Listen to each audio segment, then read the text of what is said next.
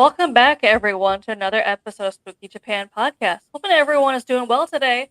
Today, we have a very special guest with us, Tom, the host of Stuff I Never Learned in School. How you doing today, Tom? Good. How are you?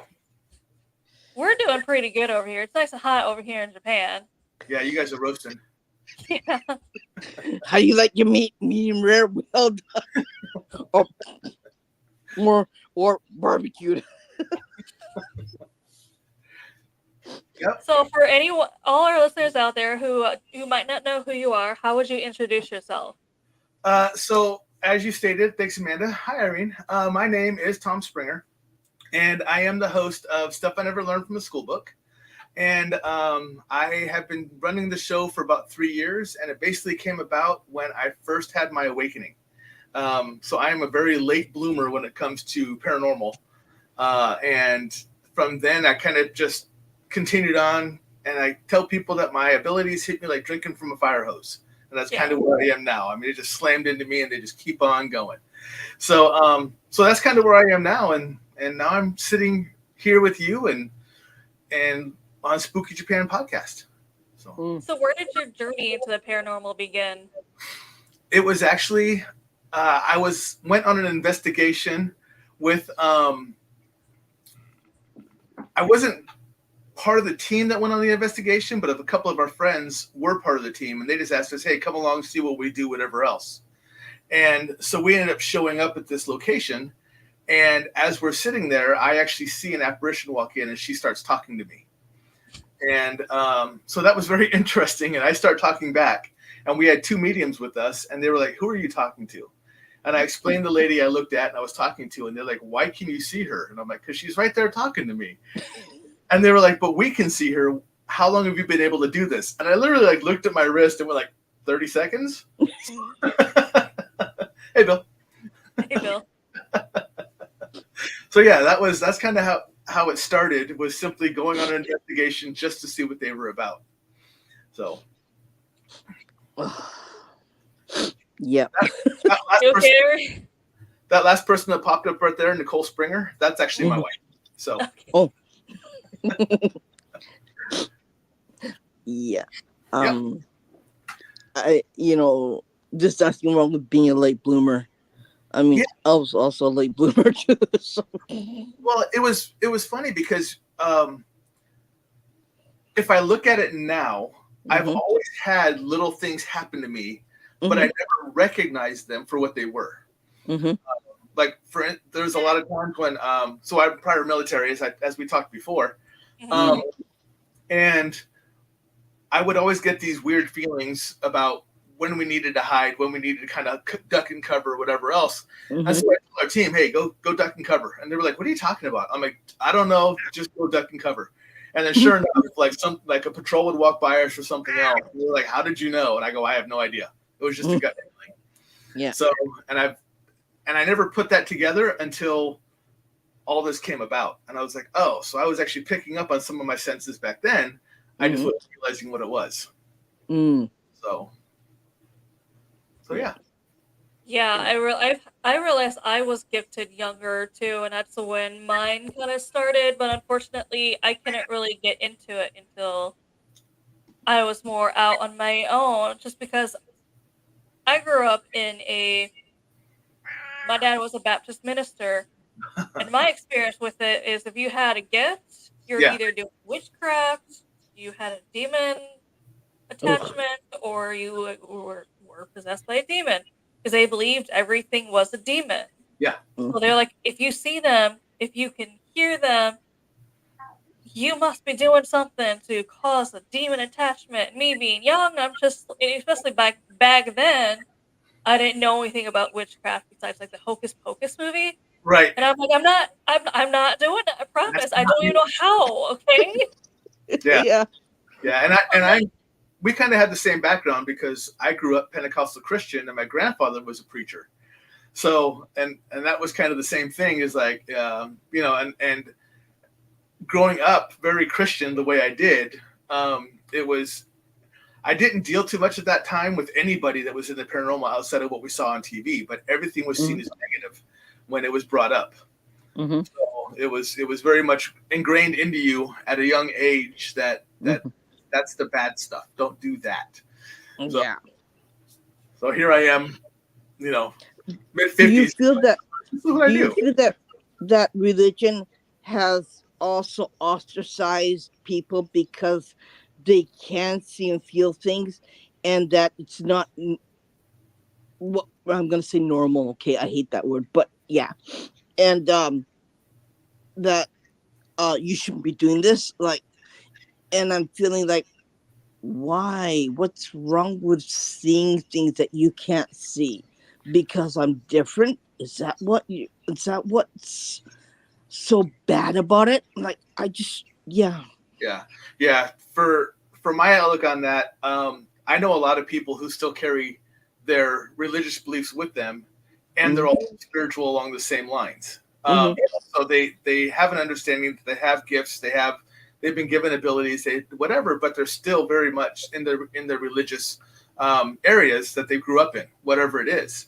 Yeah. And I think the people that do that have an understanding that that whatever they call their God, or like, because I've always called God, but what other people call source, creator, whatever, they have an understanding that they're all the same person. It's just we're identifying with different names. And it was simply the religion itself that broke us off into these different paths. It was the people that broke us off into these different paths of religion, not the actual creator, God, whatever you want to call it, itself. And it was the people wanting to be greedy and have people follow them, not necessarily what the actual truth was. So I think some people with the religion and have a spirituality understanding, they understand that. My religion is actually a break off of whatever the actual truth is, but it's the truth I follow.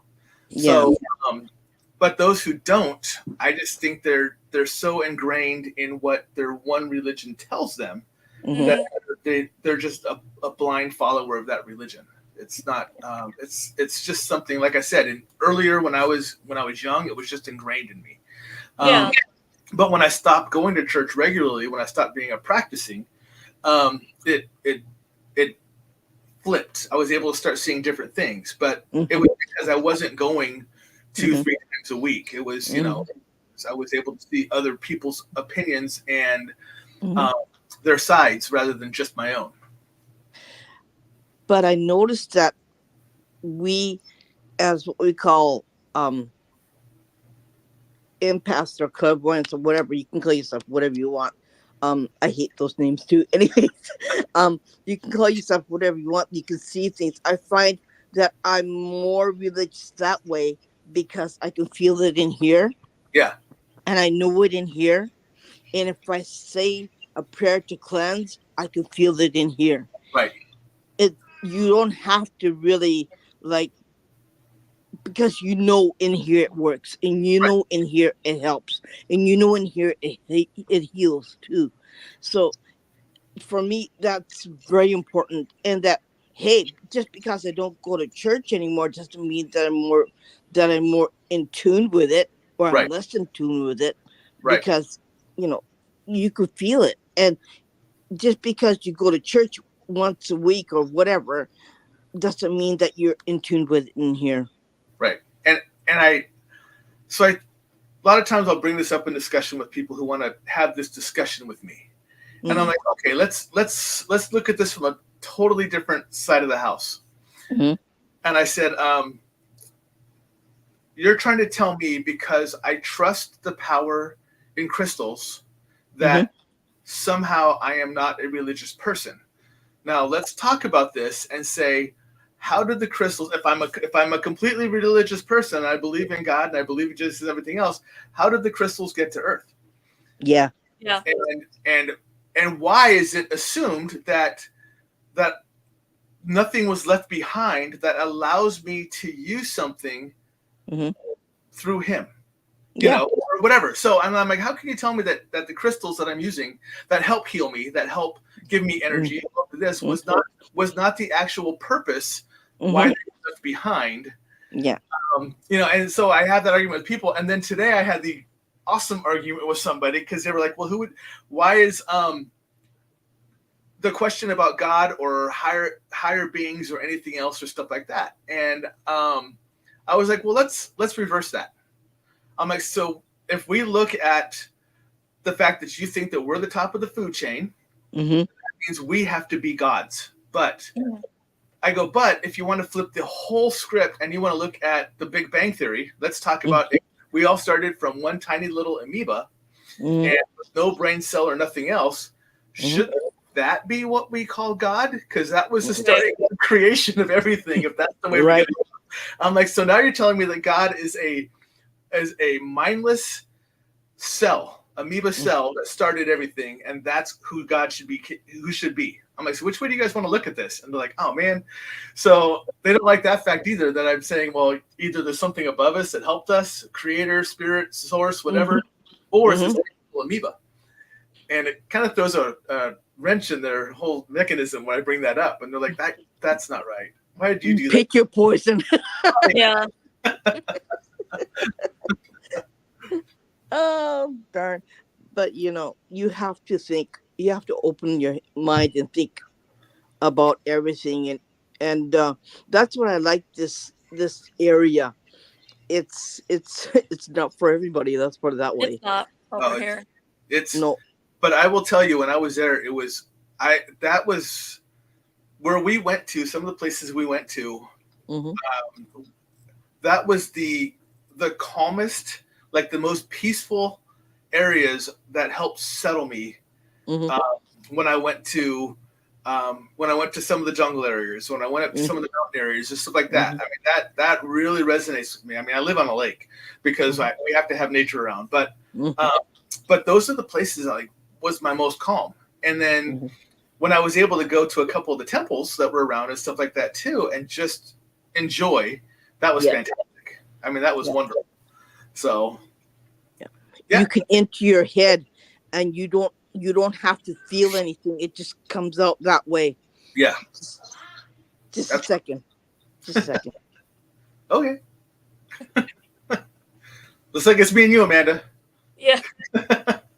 But it was amazing. Like, I stopped using my gift for the longest time just because the fear was embedded into me. And I'm trying to work with people, try and bring it out more. Yeah. Just because, and I always wondered, the stuff I saw as a child is, because I was always scared of everything. And I'm like, I don't know if it was actually something malevolent or it was just a fear because everyone told me you should be afraid of it. Right. So, I warned you ahead of time. I also flip into interviewer mode. So here we go. So you knew you had abilities when you were younger. Yeah. When did you, and you're still trying to work on trying to bring it out now. But so when did you decide lately to start saying, okay, I want to go ahead and start looking at this area again, bringing back out my spirituality in this, seeing what it is about, and kind of giving up that I'm no longer afraid of it method because everyone's told me I'm supposed to be afraid of it. How long has it been since you made that switch? It's been a little while. When I first started really trying to learn more about the paranormal is when I finally moved into my first apartment by myself. And that was because I didn't know this until after I moved in. The building I moved into was originally built to be a heart doctor's hospital. Oh, okay. So they just whoever bought it just renovated it into a bunch of apartments. Oh. So of course you'd always see like ghosts and spirits from Right. the hospital roaming around that. Because I think most residents kind of had some kind of paranormal experience, obviously living in an old hospital. Right. A cardiologist hospital too, where a lot of people probably passed away from heart failure or something else along those lines. Yeah. So, yeah, absolutely. So, but and then after that I just start seeing them more and more. So it's one thing I tell people is even if you try to push that gift down and not use it, they have a way of saying I know you have it, you're gonna use it. Right. Yeah. Yeah. They kind of open it back up for you. Yeah, they do that to me in my house. I try to close that in my house, but if there is something that needs to be said, if it's kind of, I tell people I kind of have a in case of emergency break glass method that I'm very good about shutting down in my house, but if something needs to get through to give a message or something on the lines, it will do it. It's allowed to do it. So, yeah. Is your wife a believer then? She is. She is actually very much an empath, and which is very hard for her to do because she's also a high school math teacher. Ooh. So she gets all the anxiety from the children or whatever they're going on with. So she's had to really much learn how to block herself and to protect herself when she's in the classroom and to kind of fight those battles to keep herself from just being absolutely exhausted from taking everything in that they're doing. So, you know what? We should invite her here. I should bring her to my son's school. She'd freak out. She's actually been over Japan, so she's actually been over there. Almost everything in Japan is haunted. No, not my son's school. Yeah. She has never seen anything like that, man. That's going to really freak her out. Well, you keep telling her to go to Japan, and she's going to make me take her over there. So she's like, come okay. to Japan, okay? Yeah, come to Japan. Like, You'll have a fantastic fine time. We keep trying to tell other people in the paranormal community is that Japan needs to be on your bucket list. Yeah. Unfortunately, it's not like the United States. Don't think you could come over here and book a private investigation. Unfortunately, that's not the case. Yeah. No. Trust me, that's the first thing I did when I came over here was I'm gonna book in private investigations, and I'm gonna get all this experience over here. And then I get over here, I start looking into it, and there's absolutely nothing. No. Oh, it's so good. Very, very close hold. Very, very, very locked down. Very private. I know, right, Bill? Bill, you need to come to Japan yourself. Yeah. Well, and the funny thing is, I go to Florida, like he says. I was just there not too long ago, but the problem is where I was at in Florida compared to where he's at in Florida was 6 hours apart. So I was in Florida. He just needs to be more specific. So yeah. I wouldn't mind taking you to certain places, right? But we don't go on the map. We go off map. Yeah. And everyone knows about these places, but I said there are these places too that are just as, well, I'll say creepy, okay? Freaky, okay? And some places, right? So let's go to these places. If you still want, I'll take you to those places. So, yeah. Yeah, it was. So I ended up going over to Hawaii for a little bit. What's up, William? I ended up going over to Hawaii for a little bit, and one of the locals that I know, he came and got me, and he took, because he's also an investigator, and he's really big on. He does history lessons of the islands through story, but he goes out to locations to do it. And the places he took me were places that regular tourists wouldn't go to go investigate. They were fantastic because they were known to the locals, but that was it. So he was nice enough to take me to a couple of them. And we actually, while we were at one of the locations, we actually had an elemental push a tree over on us because that was our clue that it was time to get moving because we spent way too much time there. Yeah. So it warned us ahead of time. And hey, what's up, Bobby? How you doing, brother? It warned us ahead of time, and we kind of ignored it. And it warned us again, and we kind of ignored it. So it pushed a tree over on us and went, get the picture, and we're like, oh, time to go. Yeah. Well, you didn't listen to me, okay? I told you once. I told you twice. Right. I'm going to tell you the last time, okay? Get the heck out of here. Yeah, exactly. So, but yeah, that was an interesting. But that's the same thing. They took us off the beaten path and took us to places that if you're just going over there for an investigation like here, you can go to there's tons of them. There's the Shanley Hotel, there's Waverly Hills, Penhurst, whatever else you want to go to.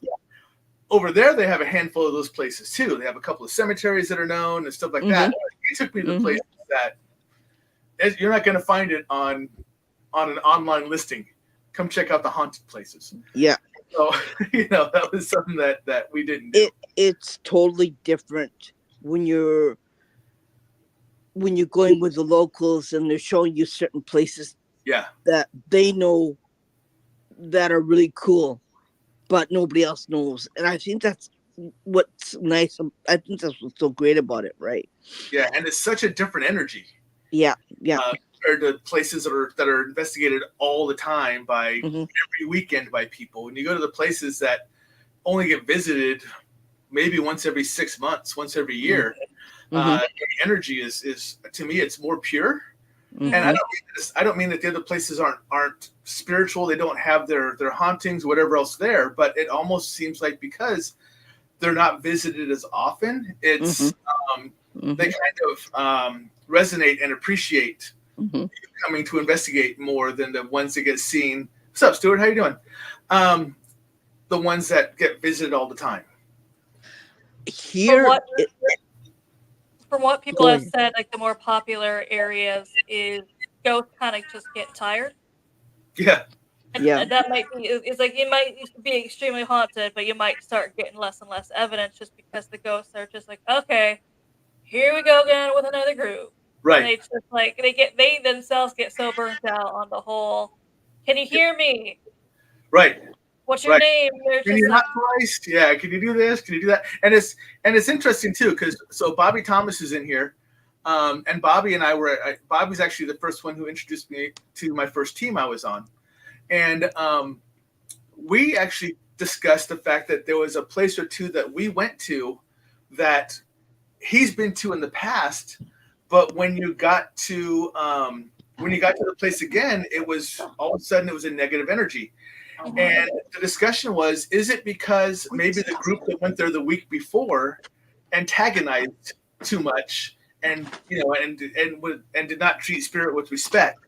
Yeah. So the next one that came in got hammered the same way because they were like, oh, you're going to come in here and you're just going to try to tell me what to do and everything else too. And so it's interesting when you follow groups, right, Bobby? When you follow groups that maybe it's the group before you is what's causing you problems. Yeah.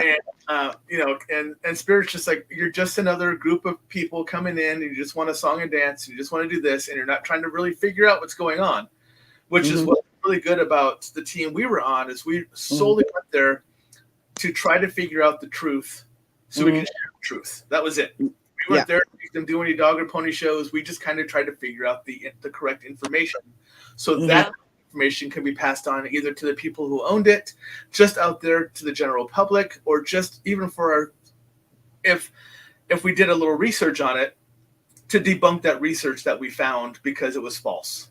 So it was always done in a very loving and respectful way, which unfortunately not all paranormal teams do. A lot of them try to rile to get the biggest reaction. Negative reaction. That irritates me when that's an investigator's first response is, I'm going to go provoke this because then I can get better evidence. And it's like, you're just upsetting it. Or right, you're making it bad for anyone else who wants to go there afterwards.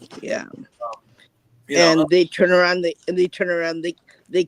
kick their butt, and they said, well, I don't like going there. I just got my butt kicked. I said, of course, what do you expect, right?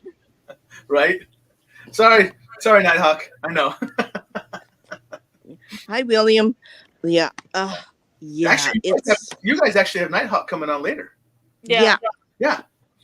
He's like, we're buddies. Nighthawk and I are pretty close too. So he's helped me in a handful of ways. So I'm glad you guys are having him on too. He's a good person. So we've been friends for a little while now. So Irene, I asked Amanda while you were gone, so I'm going to ask you because, like I said, I don't know how to shut it off. You've been doing this. I mean, you've had your abilities and everything else and stuff like that. So how did you get started? When did you realize you were like, oh, all right, I have this? Because you said, like me, you're kind of a late bloomer, but mine's 3 years ago. So mine's about 3 years ago too.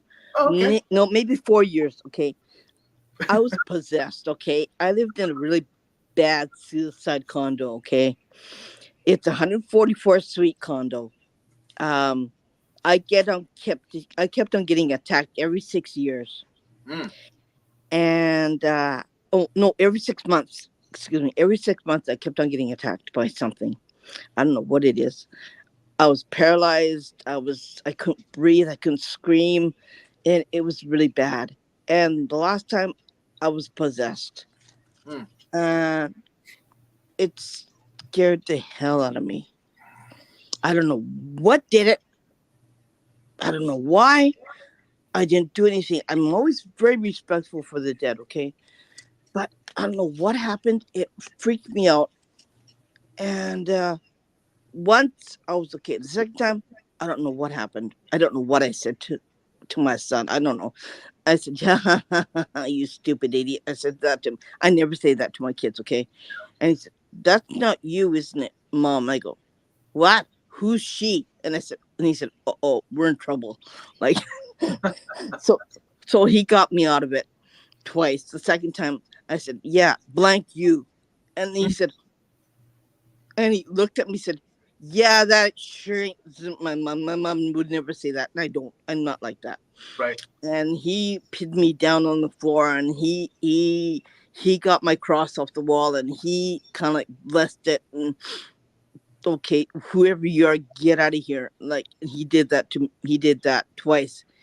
And I said, I'm not gonna. Yeah, yeah, not gonna do that. You can go and take your comment and go blank, blank, blank, right? Right. And he said, not gonna listen to you. You're gonna tell me who you are.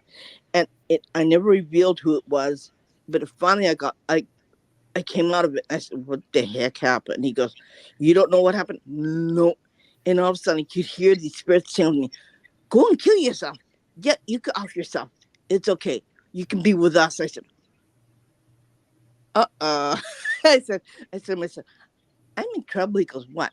Somebody just told me something just told me to off myself. He goes, this is not right. This is not good. I said, yeah, not good at all. And I started freaking out. My son said, oh, we're in trouble here. And I go, and then I started ignoring them. And my husband and everyone started getting sick. And I said, and my husband said, we gotta move. And I said, yeah, we gotta leave this place. So we dumped half the everything, the curtains, everything, except the certain precious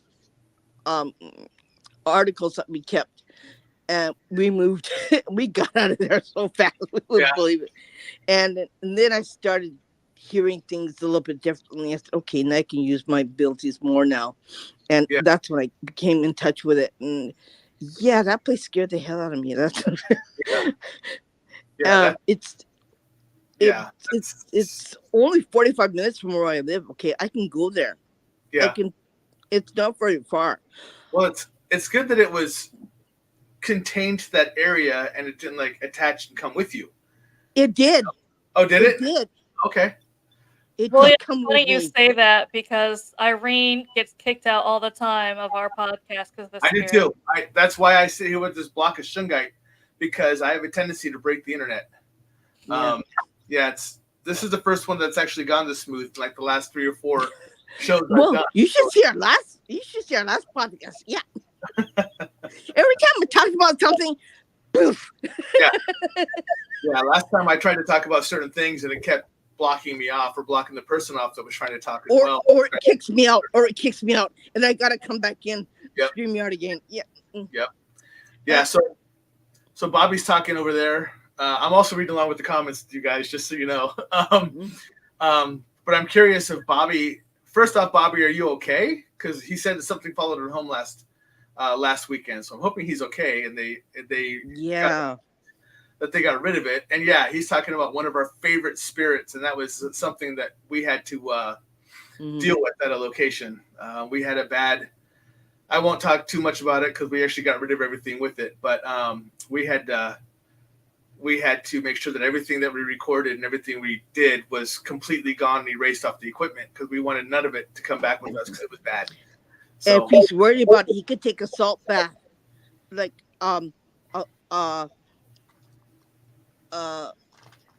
what is it? Like not a regular rock salt, but a sea salt bath. He can also do a Himalayan salt. Yeah. He knows he's well versed in this. I just think it's interesting as something follow him home. But he says he's good, so that's good. Oh, that's good. Yeah, and Nighthawk is saying that he had problems with his technical problems as well, and that's normal. So he has a couple of problems. One is that he's so far out there in the boonies that if any kind of weather goes bad, Mm-hmm. he's not going to get a signal. But then when he does come on, it has a tendency to want to break things because it doesn't want him sharing certain information. So it's the same way. Yeah. So Bobby said Palo Santo and a sage shower. Yep. Yeah. Oh, I have to warn you, my cat sees things. Yeah. So he's really interested in you. Yeah. And it's just like he's not gonna leave. Like, right. Sit, please. Like, don't walk around all over the place. Like, he's gonna show his butt. Like right now, yeah. I've seen him look at me a couple of times, so that's all right. Yeah. Sometimes I'm not gonna be able to even see the screen because he'll block it from me. Sit down. That cat is 26 human years old. Yeah, mine was 29 when she passed. So yeah. He'll be 27 in August. I mean, yeah. Yeah, mine was 29 when she passed, and we looked to see if it was the record or not. Not even close. The record for 28 is the record. Yeah. Yep. That was the record. So I looked it up when Irene said her cat's age, and I'm like, hold on, what is the longest living cat? 38 years old. Yeah.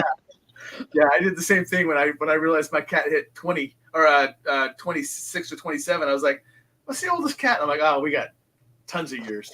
So Actually, we call him a zombie cat. So I'm gonna again switching modes because I don't know how to do anything different. Sorry, I know I'm supposed to be the interviewee, but now I'm doing the interviewer stuff. It's fine. So I'm kind of picking. I'm really picking up, but Amanda, I'm gonna start with you. What abilities do you have? I mean, I know you're a medium. Yeah, I haven't unlocked all of them, and I need to start working more with I need to start working with more people and bringing them out. But yeah, so I'm also an empath, but I also see and hear them too, and I can also feel, even if I can't see them, I can feel exactly where they are, what they're looking at, and that's what originally started. So when my gift started opening back up, that came out first. Was I know. People will walk into the room and they'll just be like, I feel a spirit in here. And I'm like, yeah, it's right there. And it's looking at him. Yeah. It's in his face. Yeah. So, yeah. What about you, Irene? What do you do? What's your magic powers? Ooh, I can bring spirits up from heaven and we can have a full-blown conversation. Oh, okay. And that's what I do. I have clients, okay, who lost their mother or who lost their grandfather or anybody or somebody like that. So I said, okay, come in here. Let's do something on Messenger. And we have a FaceTime and I bring them out and we talk and they say their words, what they want to say, and then the spirits will come up and say what they want to say. And yeah, we do this full-blown session on Messenger, and it helps with closure. It helps with like if you have something that you never said when they were dying, right? So you can say it now. Yeah, so it's never too late. Right. Yeah. That's you gotta be careful with that though, because I've had some people say that there's sometimes I can't tell you. You can't tell everyone what was said because sometimes people will just be like, they died lonely, or they didn't really hear from their child or whoever, and they're just like, I don't know if they actually cared about me. Yeah. When I died. Am I gonna tell you that? No, that's not gonna help you. That's just gonna make you feel worse. The rest of your life. You see, there's a fine line between what I tell and what I can't tell. So I make sure if it's something that is questionable, I kind of leave it out. Yeah, I'm the opposite. If spirit is telling me to say it, then I'm going to say it. They're telling me for a reason. Yeah. There's no if they come at me and they say, look, you're doing this on my behalf, Mhm. Mhm. So basically, I mean, not getting paid or anything else, but you have just agreed to that contract that you're going to say what I'm saying to them, so they know how it happened or Yeah. how I felt about it or anything else. Yeah.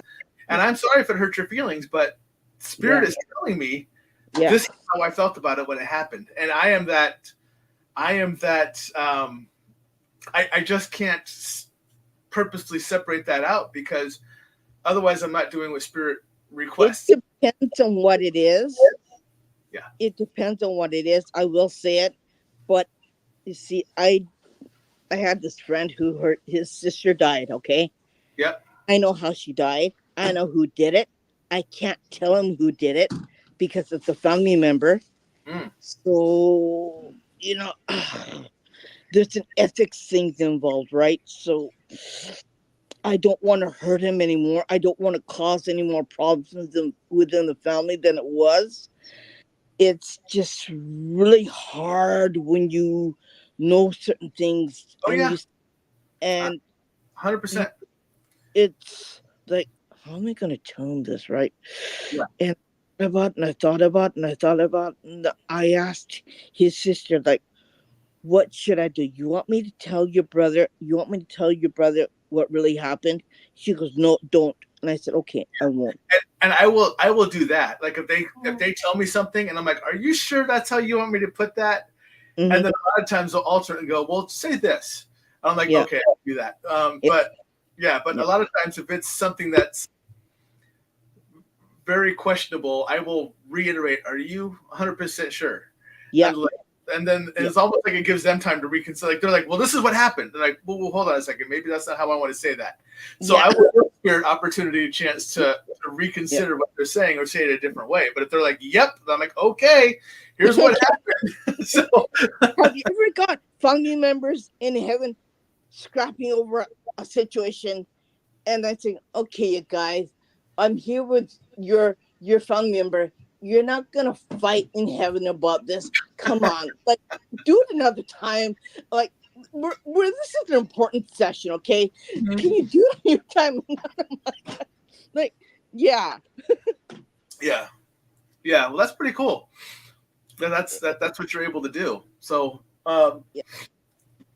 so I that's can go to a place. I can tell you what happened, where, how it happened, and who did what to who, or what did happen to whom, and I can do that. I can also do that, but yeah, and I helped my friend on a cold case, right? Yeah, that was no fun either. I didn't like that. yeah. It's one of those things that you have to get used to. If you're not used to it, don't do it. Yeah.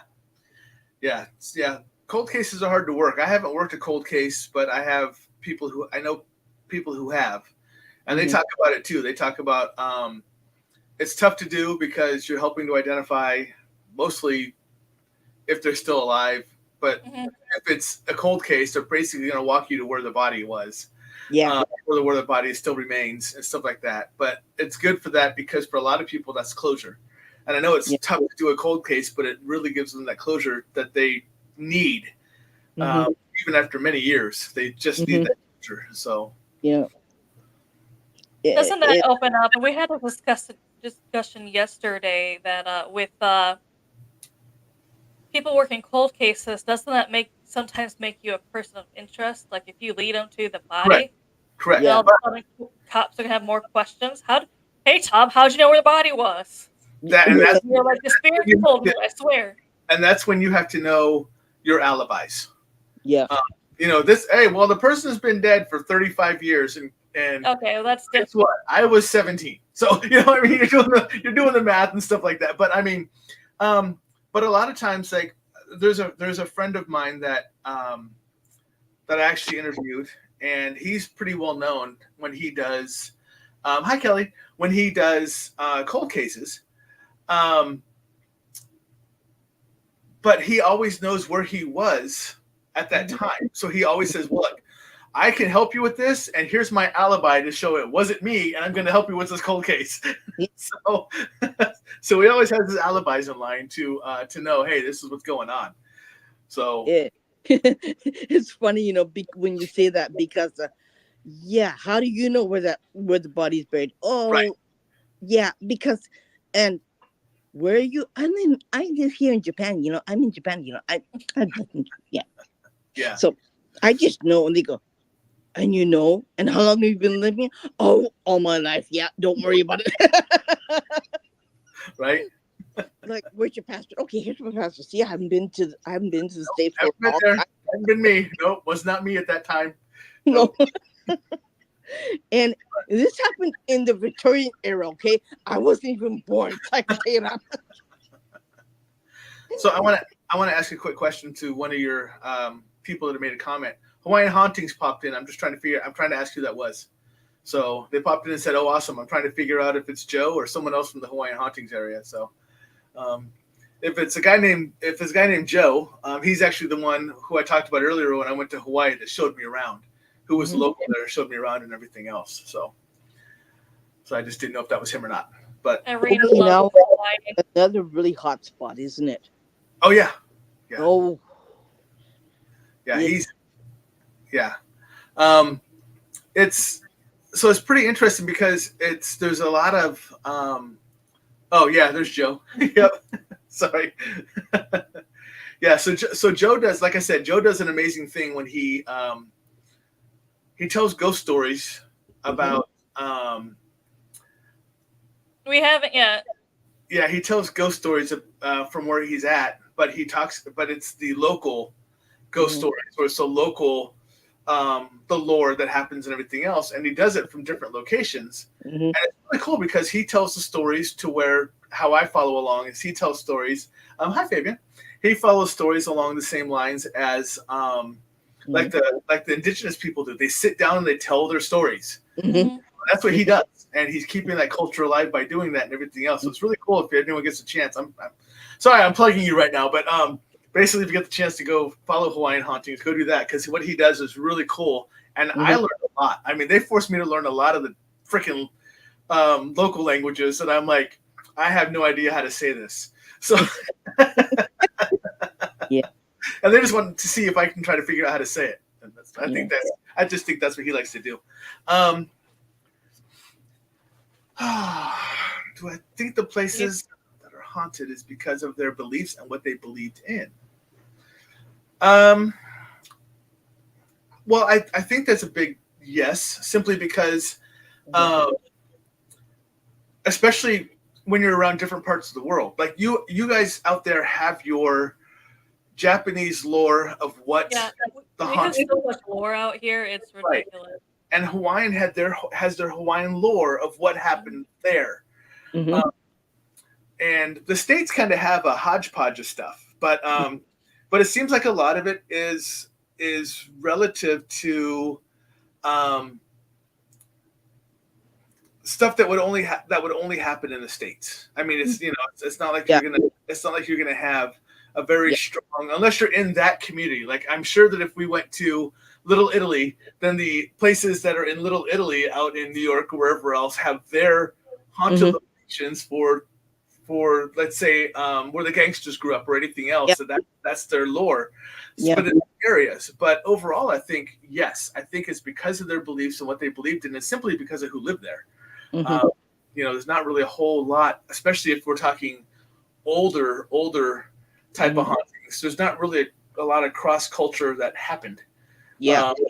So that's true, because I just posted a recent place near where the temple that I go to, where my family created, unearthed a whole bunch of bones, and it was along the shore. It was when the samurai were fighting for power, and on the beaches they found a whole bunch of bones. Like some of them are beheaded because you bring back the head as proof that you killed them.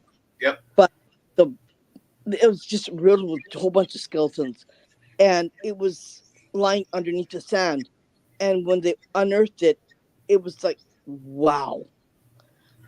And the whole shore was just like tons of skeletons, and tons of heads, and tons of bodies. And they're so intact, like you wouldn't believe it. Yeah. It's just unbelievable. But that area is really haunted. Okay, Yeah, I was it's gonna ask. I was gonna ask when they unearthed it. I mean, it was probably already haunted as it was, but when they unearthed it, did it get even more active? they didn't say anything about it, right? That's one thing you don't talk about in this country. You don't talk about it's a Paranormal. no-no. Yeah. But yeah, I bet it was. If I went there, if I saw that, I'd probably feel different than they would, right? Yeah. Yeah. I mean, there are faces, there are half bodies, there are this part up you can see. Yeah, there are a lot of those kind of spirits that are running around there. And it's supposed to be the most haunted area in that in that part of Japan. And yeah, I want to go back. Yeah. Not just to the temple, but to this Buddhist temple where you go to Shinto shrine for the living, you go to Buddhist temple for the dead. But I bet you that temple's haunted because I looked at the entrance of the temple. I said, "Shit, that temple's haunted." My husband, "You're kidding?" He goes, "Yeah, I can feel it from here." Yeah. He goes, "That bad?" He goes, "Yeah, that bad. I gotta go." he goes, "Oh, okay."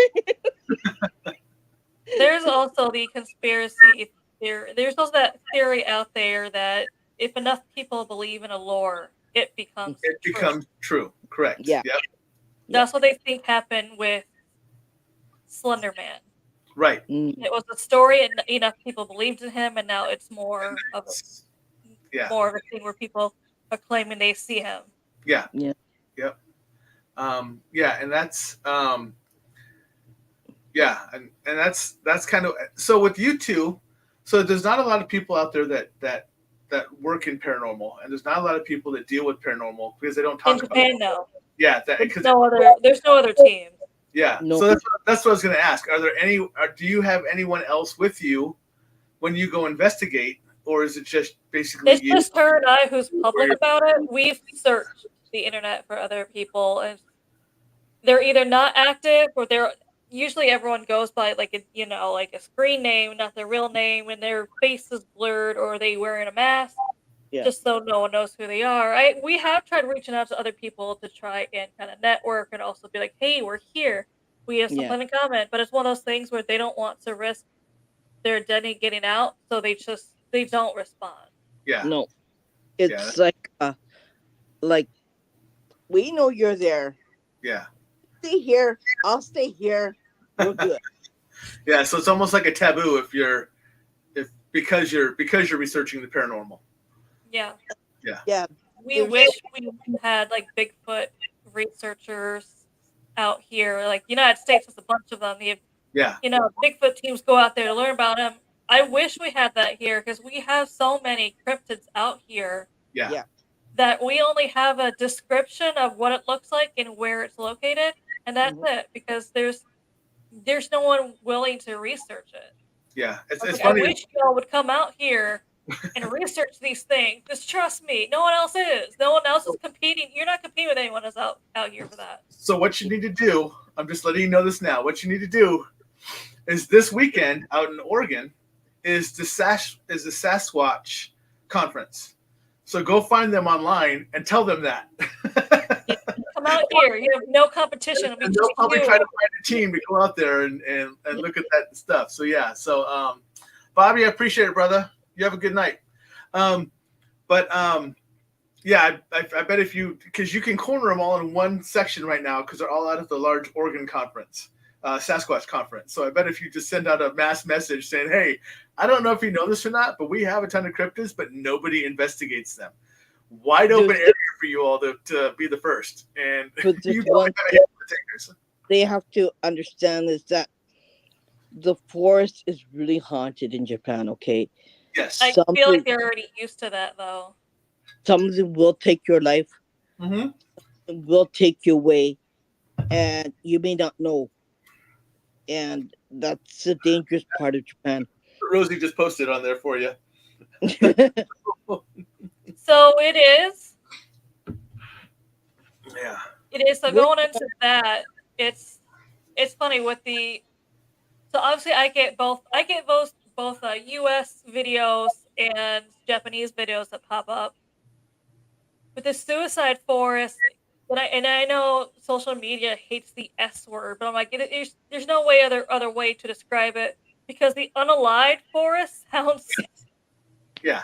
Yeah, that's why she's laughing because I'm like, I'm not gonna call it the unalived forest. Right. That shit sounds. Yeah. Yeah. And I'm Exactly. just like, and Irene can tell you. So there's 5 lakes around the bad part of it that's completely black. They're dead.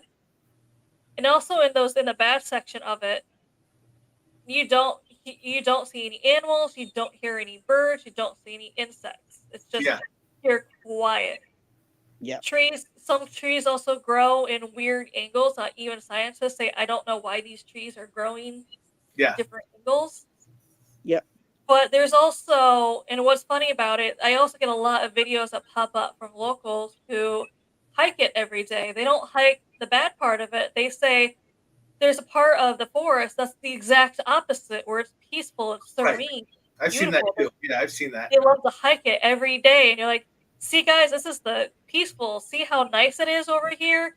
And they're just like, once you come, you don't. And they also know, like, you get to this part, you don't. You get to this fork, you don't turn to the left because you're walking into the bad part. You just stay to Yeah. the right. Right. Yeah. You stay in it's nice, peaceful, serene. So it's the same forest, but it's almost the exact opposite in Yeah. both sides of it, which is because everyone assumes, oh, it has to be the whole forest. It's not, which is the No. funny thing. And it's funny because what's up, Jason? How you doing, brother? So what's funny is it's not as well known No. as it is in Japan, but there is a location like that in Poland. And the only reason I know that is because I went there. We went there, and you're driving through, and it's a way to drive through, and nobody uses the roads at all. I mean, nobody, because it's not even a road. You have to be prepared to take your bumps and lumps trying to get back there. But when you're driving through it, it's loud. Birds are everywhere. It's nice. It's full trees, everything else. And then you get to this one section, and there's not a tree for about 300 yards. It's just like it's just abandoned. And when you get out, it looks really cool because it's actually it's like a perfect square where the trees aren't. It's almost like nothing is allowed to grow there. You get out in that area and you stand there, you hear absolutely nothing. There's no birds, there's no nothing else. But you drive to the other side of it, and the birds kick back in. So it's almost like it's a void that you're driving into. Yeah, that follows along the same line. Now it doesn't have the same the same superstition or lore or whatever else you want to call it that the Japanese one does. The suicide forest or anything else you want to call it, but it's known, and it's really only known by the Poles, just to be a spot that you don't go to. Yeah. So yeah, and you know what? Leading that road to the suicide forest, there are so many haunted areas leading up to that area. The same road going to that. I don't know. It's like, the same highway that you goes through. That place, there's a temple there, but there's a suicide waterfall, and then there's a suicide forest, and then you go a little bit further north, you get something else. That's really weird. And so it's like they have the same connected road that goes. Yeah. It's really freaky. We're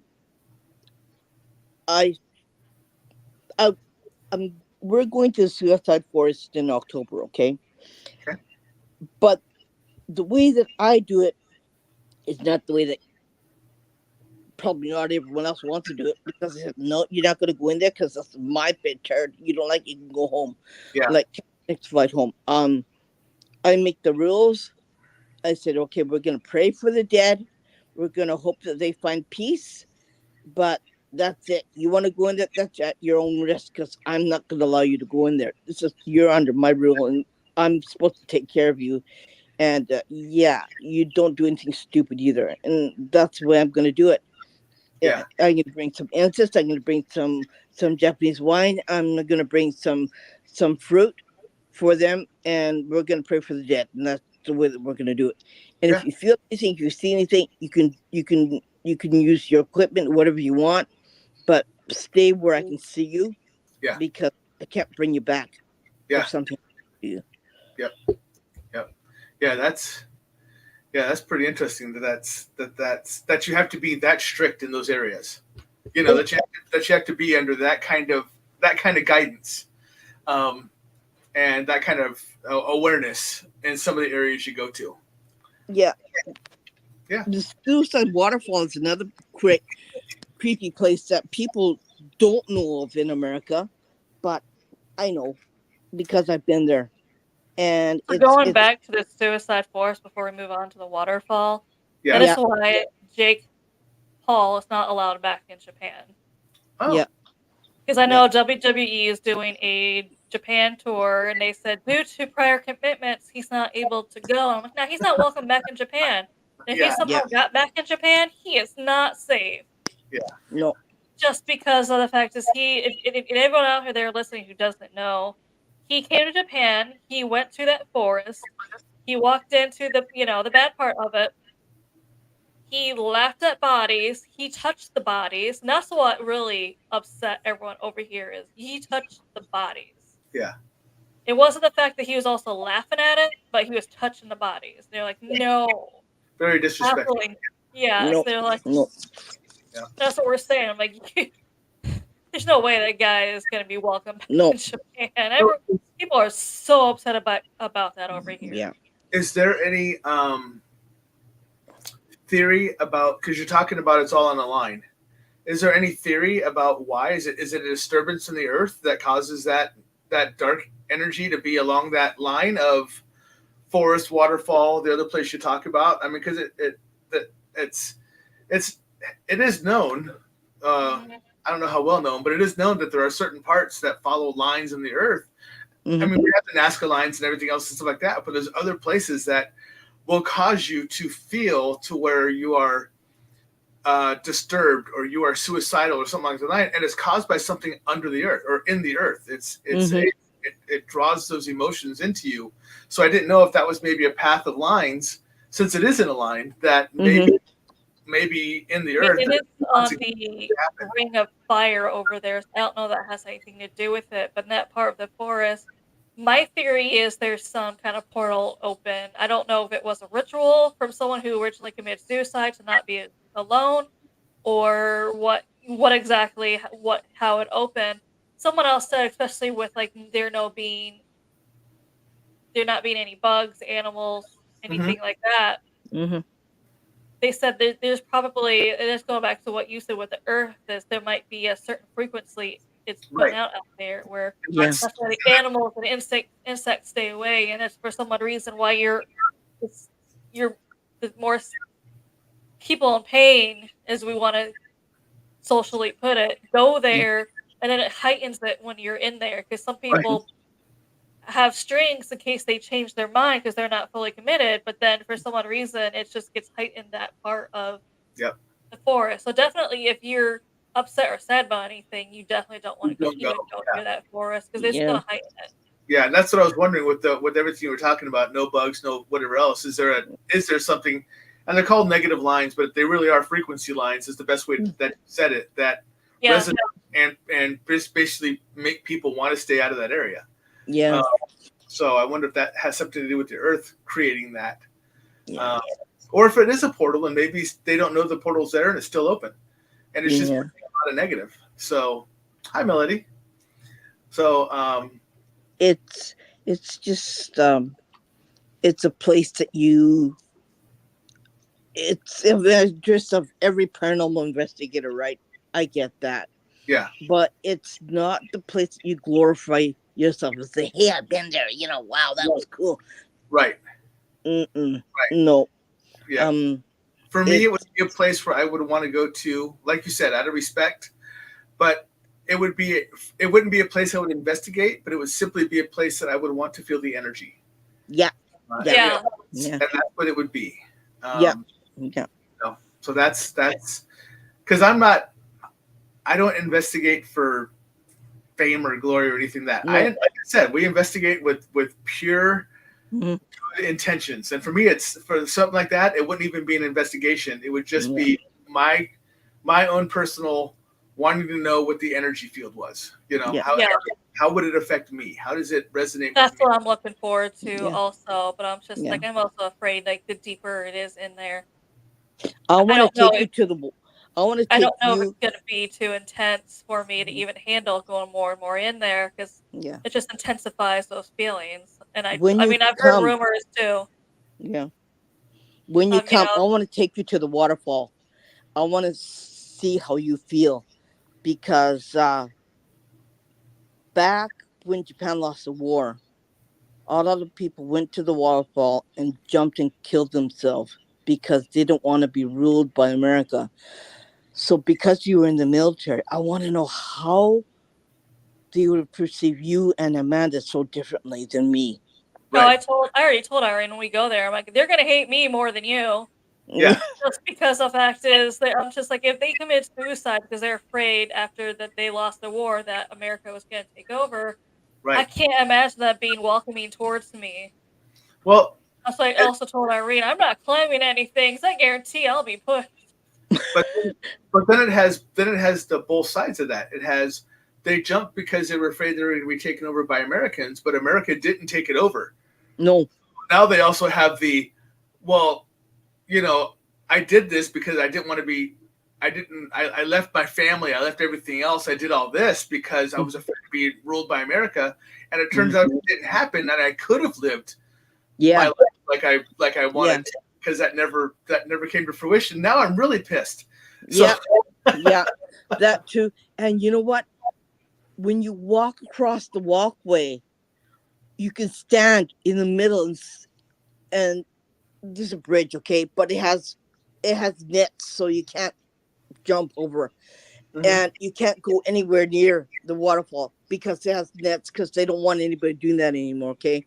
So you can walk across the walkway, you can take a still photo.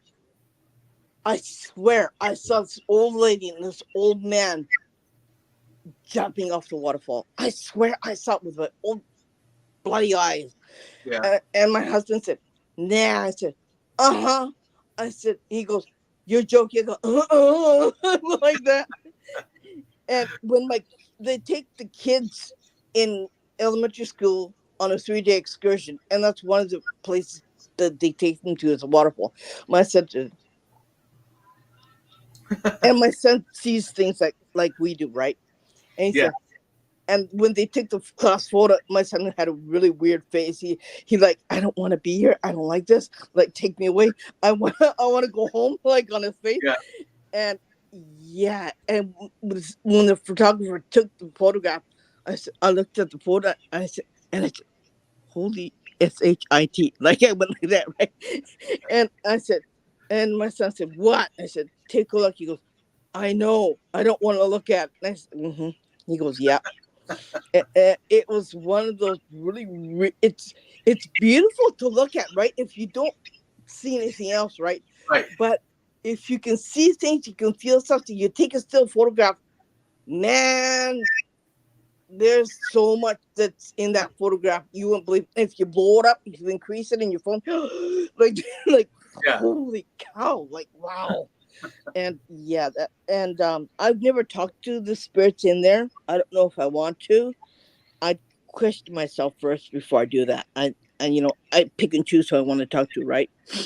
First, real reasons, for reasons being, um, suicide victims can be a little bit jealous. They can be a little bit angry. So I just kind of like reserve myself to not to, then to, right? Yeah.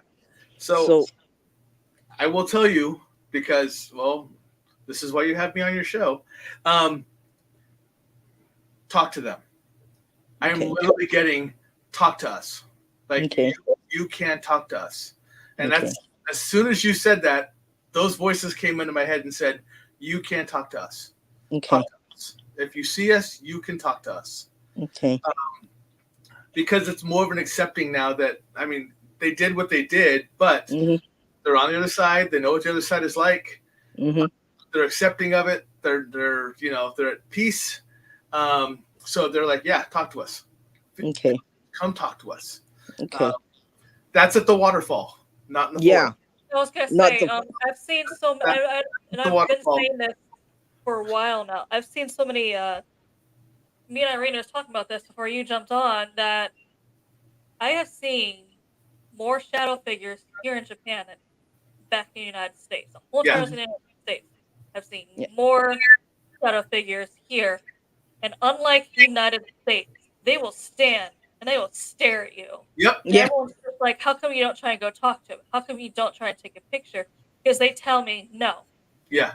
back off. This is my area. You stay over there. So I'm Yeah. like, I'm not going to piss it off by, if it says no, I'm Yeah. not going to piss off and try. No. It doesn't want me to take I was like, it doesn't want me taking its picture. I'm not going to do something to upset it. Yeah. Mhm. Because if I take its picture and it just says, I told you to leave me alone, I've just disrespected it and made it mad. Yeah. Yeah. And that's what I said. Fight a shadow figure if it gets mad at me. I can't. Well, that's why I said at the waterfall, they're saying you can talk to us, but not the forest. No. That's why I made that very distinct, because the waterfall, they're like, you can talk to us, but the forest, they're like, silence. Yeah, I mean, Yeah. you can tell. Yeah, a lot of majority of spirits over here are very just leave me alone. Right. Yeah. Right. And that's what I tell people, because I was For like, some I reason, can't really. But for some reason, the waterfalls are different feeling. Yeah. You know, it's a very peaceful place to go to. It's beautiful, but it has this dark side like everywhere else, right? Amanda's side has more shadow, more sad, more very you feel pain more on her side than you do on my side. Her side, you've got the atomic bomb victims. You've got the victims who were crucified to the cross because they believed in Christianity, and they were crucified when they were alive. right. So you have the Dutch ship, and you have the Spanish ship, and you have the Portuguese ship that came to Japan All came a through there. Yeah. long time ago. Yeah. Yep. So you got those emotions there on her side. Yeah. And it's creepy, freaky, really. It's not frightened, but it's more creepy, freaky, and more, you better not have anything wrong with you. You better not have anything, like, you better not have an illness when you go there. You better not have any headaches when you go there, because they're gonna come and they're gonna play on it, and they're gonna do this shit, right? They will definitely thrive off of it. So yeah. They look for the weaknesses. They look for the weaknesses. And and like, I've never been more sick than I've been when I went there. In Nagasaki, I just got really sick for 4 hours straight, and I couldn't handle it. And the atomic bomb museum, that's the worst place. I mean, if you're an empath, go there at your own risk, because you're not going to stand it, right? I mean, I spent most of my time in the bathroom because I was doing this all by myself, and I didn't know anything, and I didn't. That's the time when I really didn't feel anything. I didn't know what was going on with me. Oh, but it was so haunted. It was so bad that I couldn't wait to leave. And when I left, I said, "I'm hot. Let's get some ice cream." And Yeah. So, Joe, I've actually did a TikTok on this. I just recently posted the TikTok on the Spooky Japan podcast Facebook page about this. So, if anyone's wondering, this is in the very north of Japan, is what this is referring to. Mm-hmm. In the very north of Japan, in Aomori, they have two tombs. Mm-hmm. One of them is supposed to be, so the theory is when Jesus did his tour, Mm-hmm. when he was alive, when he did his tour, a lot of people believed he came to Japan, was one of the places he came to. Mm-hmm. Supposedly, this is just the conspiracy theory. So if any Christians out there, please don't get mad at me. This conspiracy theory, I absolutely did not make this to Jesus Christ up north, okay? Right. No. And I just want to say that because I know Christians get upset, and I'm like, look, I didn't make it. Well, I'm just reporting the conspiracy theory. Mm-hmm. The theory is that it was not Jesus himself who was crucified. It was his brother took his place. Mm-hmm. So I guess he had a brother. I guess he took his place. Yeah. That is the theory. And the two tombs, because when he came over to, because after he fled and he came to Japan, he Mhm. became an onion farmer. And he changed Mhm. his name, became an onion farmer to escape what happened. He had with him, and this is in the other tomb, he had a lock of hair that he claims was his mother Mary's lock of hair, and he had an ear which he claims is his brother's who took his place on the cross. That's in one tomb, and then his body is in the other. And Mhm. they say you know because he also got married over here. He had children over here. And they say you can tell the bloodline from that family because it'll be like a Japanese person, but they have blue eyes. That is a theory. They say Mhm. most people up there don't no longer believe in this theory because they actually, ask the locals. Majority of them don't believe it's actually him anymore. They supposedly found another book that said this, that story too to confirm it, but they later found out it was kind of a hoax. So now they kind of call it the biggest hoax in Japan, but it's Yeah. still a huge tourist spot to this Yeah. day. Yeah. And not too far away from there, it's a place where you can speak to your dead ancestors. There's a temple, and there's a river that was supposed to resemble a path going to heaven. So you walk along this river, and you go to heaven. That's how they say how the experience is like in Japan. But there's this temple where you can speak to this Buddhist priest who's also clairvoyant. She could bring your ancestors down. You could have a full blown conversation with them. Hmm. And it's in the same area. That's why I said it's really freaky. That's why I say that area's really freaky. Because they've got that kind of place. And it's supposed to be one of the most daunting areas to walk along the river, along the rocks, to go to the temple. Is like going to heaven. That's why you wet the lips of somebody who has just passed away, because they're going to need that water when they walk the river to go to heaven. Hmm. And you also feed them too when they die because they get hungry. Yeah. It's just one of the rituals that we do here. Could ever understand it, but yeah, you do that to your pets. You did that to who's ever who died just recently. Yeah, you do that to all of them. It's one of the important things that you have to do, and it's just one of the weird places that I was like, Amanda, we gotta go. She goes, yep, we gotta go. So it, Uh, it's it can be dark, it can be weird, it can be really really creepy to even talk about. But man, there's only one place like that is here, yeah. and it's for me, it's fascinating. It's amazing. It's kind of like, yeah, it could be creepy. It depends on how you look at it, right? Yeah. But I mean, a lot of the stuff that we do is kind of creepy too, So Well, so the folks that are over in the comment side know a little bit about my past, and they know that when I traveled when I was military, I experienced quite a bit because I actually went to 48 different countries in 8 years. Oh my So I got god. to experience a lot of the different religions, a lot of the different Yeah. things that take place, yeah.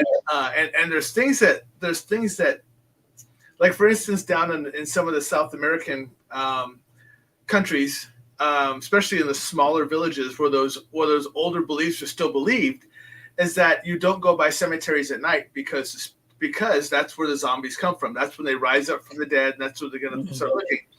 So what we would do is we would actually sleep in the cemeteries, knowing that the locals would not come to us or not disturb us, and we can actually get a full night's sleep. But the problem was there's a couple of times when the village is not too far away, and the next morning we would start walking through the village, and they would be talking about the noises coming from the cemeteries. And it was because maybe a couple of my guys were snoring or something else, but we heard the disturbances, and they thought it was literally the spirits coming back to life. Oh, So we used to always hear these stories wherever we went about the different types of beliefs and everything else. So it's interesting to see. And you know, a lot of places will talk about, like you're talking about, you need to wet the lips, you need to feed them, stuff like that. And there's a lot of places we would go to that we were what made the noises that set them off. And the conversation that would be, oh, we forgot to do this. We didn't do this when we buried them, so that way they came back to life. Or we forgot to do this blessing, so they're disturbed, or whatever else. And it turned out it was us making the noise. But we learned a lot about their cultures by doing that, and seeing how it set them off. Not on purpose, at least not all the time. But it was interesting to see how the different cultures have their different beliefs, and how you have to lay a spirit to rest. Otherwise, it's the spirit will always be will not be at rest, or it will always.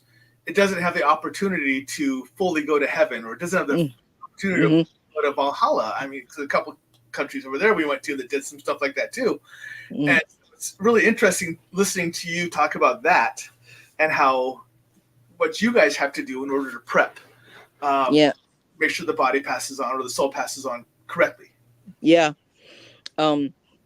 It's you know, we don't go to cemeteries unless you really have to. There's a rule in Japan that if means that if you don't have the reason why you're going there, you don't go there. That's what I just said in Japanese. You don't go there on purposely just to bug something that's dead, and because it could come back and hurt you, or it could come back and bug the hell out of you, or do something that you don't want it to do.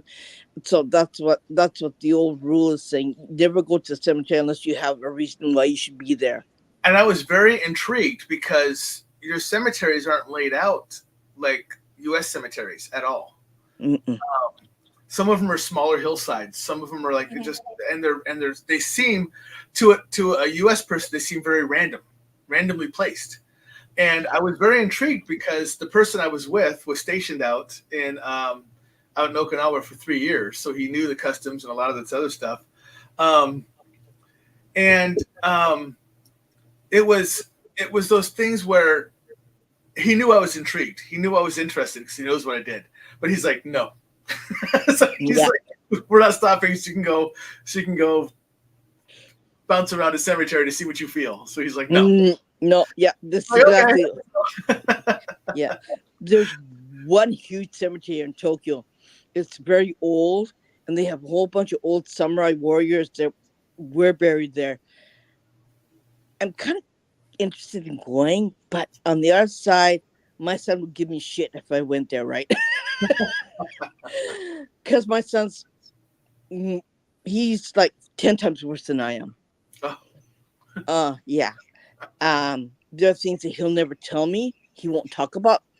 I know he knows, but he'll never say, "What the heck are you going there?" Like if I ever go there, he'll say, "Okay, I know you went there." Like he'll do that to me, and he'll chew me out. But yeah, it's just things there. It's dark. Even in the daytime, it's dark.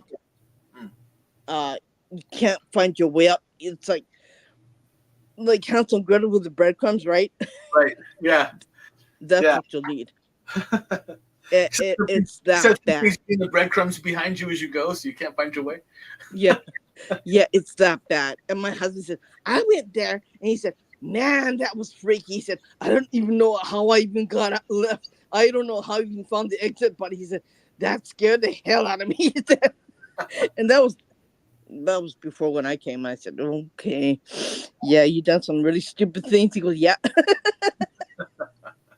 But it's just some places you can go, some places you can't go here, okay? Yeah. And you pick and choose wisely of where you want to go, of what you want to do. There are some places that have prayers on it in the forest, on the walls, or on the trees, or on some articles. you don't touch. Yeah.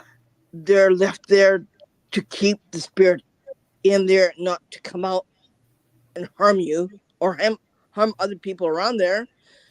So there's things like that that happens, and yeah, you have to be really careful, and hope to God that you know what you're doing.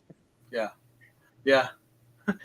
But doesn't that make it more interesting Right. or Because, cool? yeah, because it does have that mystique around it, and so Yeah. yep, And absolutely. if Okinawa ever comes down on the price of their hotels and their airfare, we're going, right, Amanda?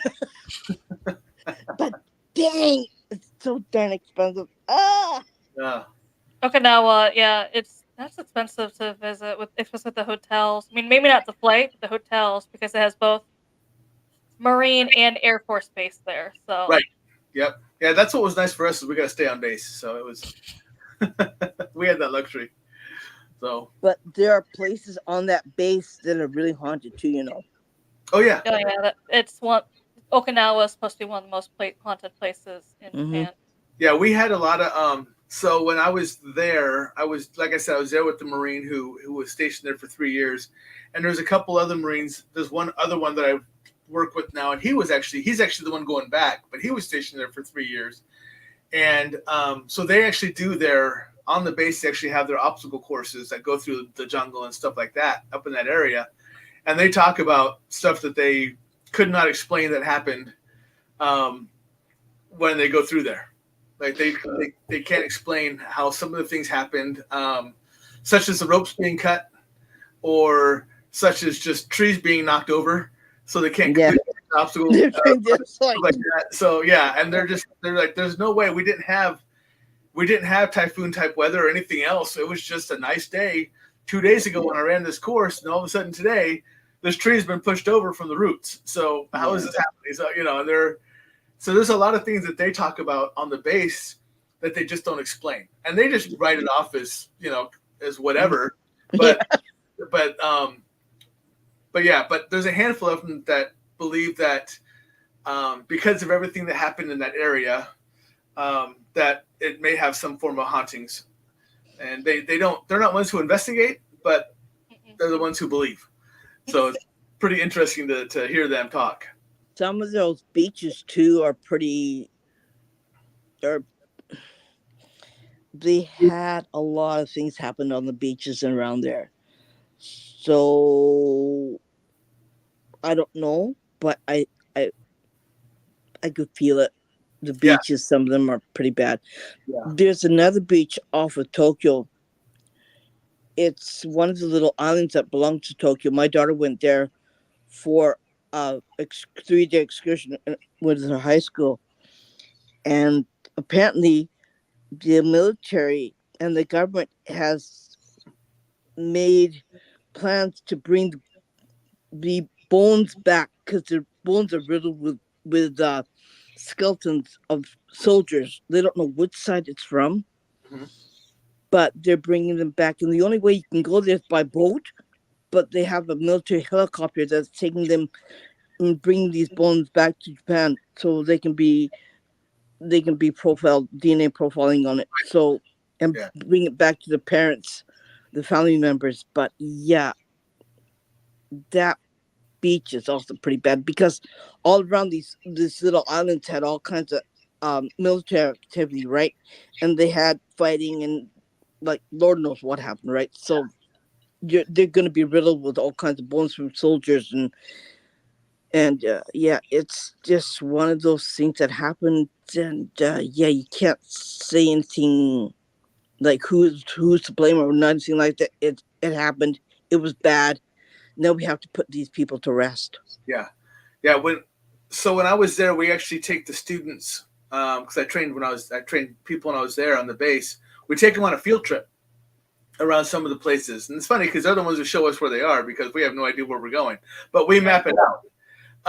And one of the locations we were at up there, it's all you really have left is the terraces, the stone terraces of where the land is, building up to where the castle used to stand, and it overlooks the bay and everything else. And we took them all up there. We took all the students up there, and we were up there, myself and the person I was with. And he was noticing I was very, very quiet. And he's like, "What's going on?" I'm like, "There's just a lot here." You know, I didn't want to go into it because we're with a bunch of students. They don't know what I did. But I'm like, "There's just a lot here. You can just feel it." It was just heavy. It was like, I don't want to say it was sad, but it was just a lot to it. And it was just it was a beautiful, I mean, where it was located at, you could oversee everything. I mean, it was definitely a high spot. It overlooked the bay and overlooked the land and everything else, but it was just very heavy. It's one of those times I wish I was with somebody I could talk to it about, you know, but he's like, "What's going on?" I'm like, "Nothing, just No. we're good." And he's like, "Are you okay?" Because he knows what I did. He knows what I did. Yeah. And he's like, "You all right?" I'm like, "It's just heavy." And he's like, "All right." Yeah.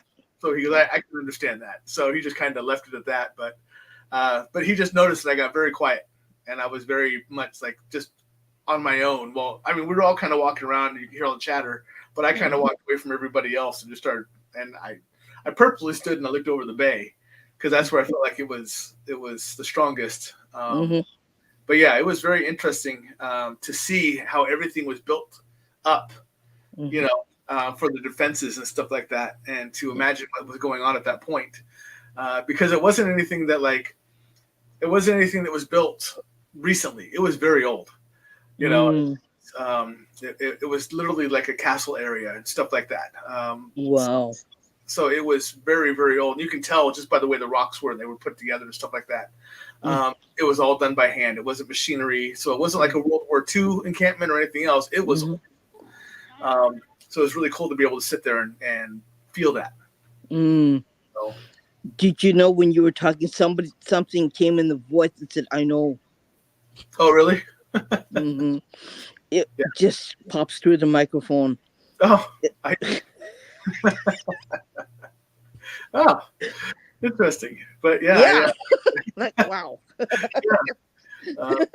But yeah, it was something to take in. Like I said, I really wish I would have had someone there to talk to about it, because we would have been able to bounce what it was, kind of like what we were feeling off of each other. So yeah. And the thing is that they're not afraid to talk to you, right? They're not afraid to tell you anything, right? No. They're not afraid to let you know that they're there, and you know. Yeah, I don't know, but it seems like anywhere I go, whatever country I'm at, that happens.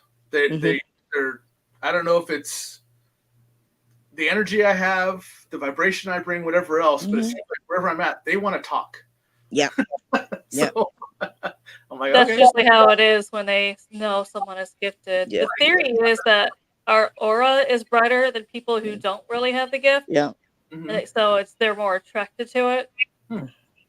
Like a They moth. said, yeah, that's what I was gonna say. Kind of like a moth to a flame, is they see the brighter aura compared to other people around you, and that's why they kind of. That's why you feel like you're singled out. I'm like, no, I just see you brighter. So it's just different. There's one place I went to, was in Hiroshima. They said, "I could see you. I know you could see me." I said, "Yeah, okay. I know you can see. Okay, see ya." I don't want to talk. I'm glad you know, though. So yeah. Yeah. Oh, yeah. They're all, you go on this bus, okay? We went on this bus, and they said, and I looked at the dome, where the bomb took out the dome, and the building was left over. You could see the dome sitting on the bus. They said, "Aha, I got you." And they said, "No, you don't." I said, "No, you don't." I know you can. So can I. But it's kind of funny, because they're really different in those areas than the ones around here. Yeah. Here you got people who want to unalive themselves on trains. They'll jump in front of a train. that's Tokyo. Okay. Um, It's not it's just really, Tokyo. So when I was visiting last month yeah, in Osaka, one of the trains was shut down from Osaka yeah, to Kyoto for that exact reason. yeah. Hmm. It happens. Like we're saying, okay, another one. Okay, 1 hour. Okay, okay. Like Mhm.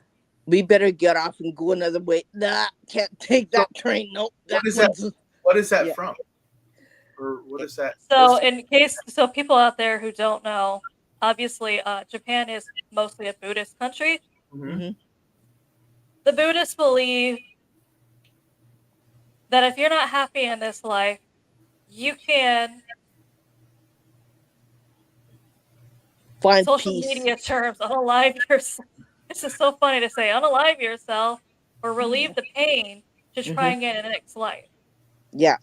So if you're not happy with this life, there's and if you feel more pain in this life, you are allowed to end this pain in this life and find another life to be more happy and to find Hmm. more love or more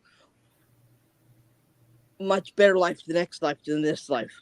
Grass is greener on the other side type thing. Yeah. Yeah. Yeah. Or to be born again and to live a happier life than you are in this life. And That's the reason I asked that, because I did not know that, but I was wondering if it follows the same pattern as the Korean lifestyle does, because the Korean lifestyle is they jump in front of vehicles on purpose, yeah. but not Yeah. for the Buddhist reasons. They jump in front because if they believe they're being followed by evil spirits, if they jump in front of a vehicle, hopefully the vehicle will understand and miss them, because the vehicle coming at them will scare the evil spirit away. Mm. So they're willing to risk their life to rid themselves of that evil spirit that is following them by jumping in front of a moving vehicle. Yeah. And that's a very old belief, but it's still one that's practiced even now.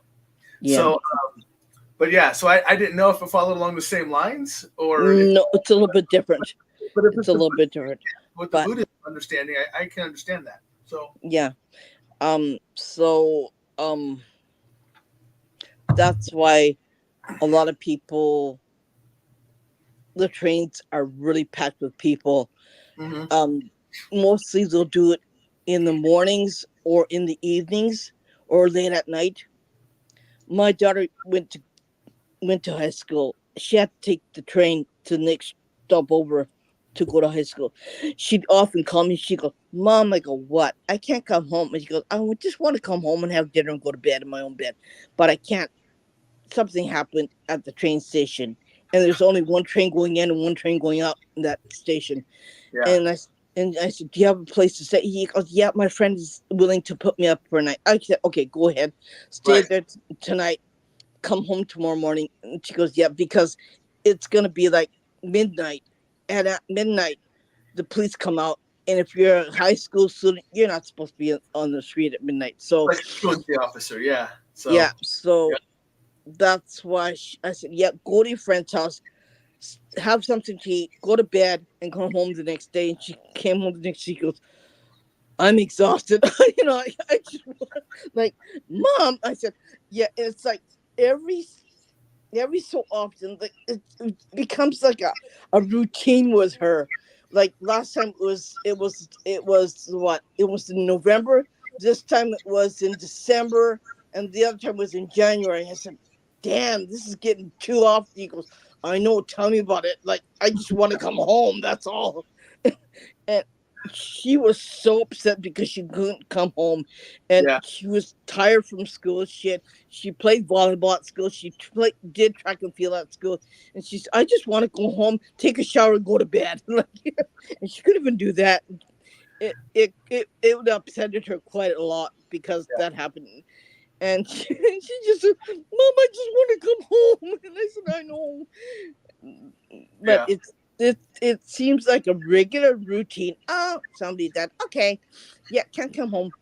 I was about to say that. It's so like when it happened when we were there in Osaka, everyone acted like it was nothing new. Like, just another inconvenience. go. Yeah. Let's all pack and walk. Yeah.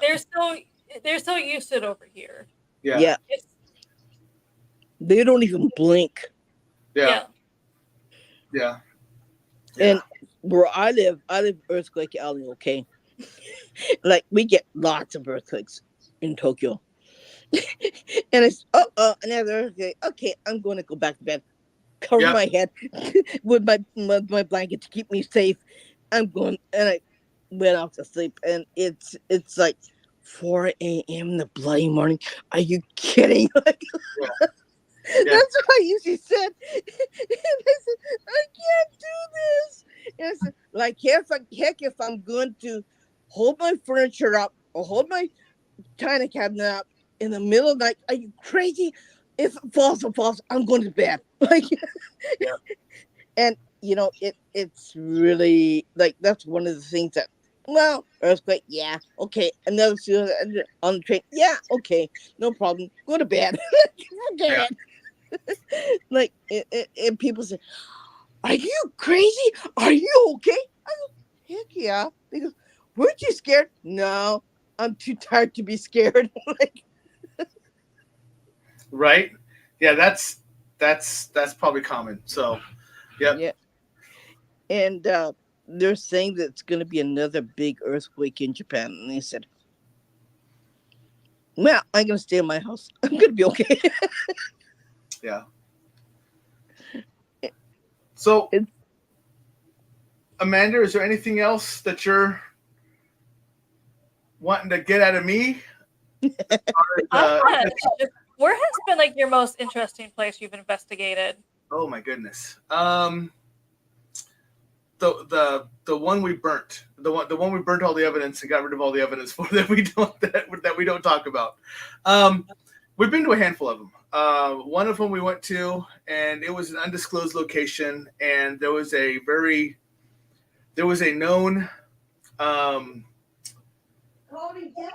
was a story that there was a wild woman in the place. Like, she just ran at you, she threw her arms around and everything else and stuff like that. And through different findings, we found out that it was not a wild woman who threw her hands at you. It was a deaf child who was speaking with her hands, with sign language.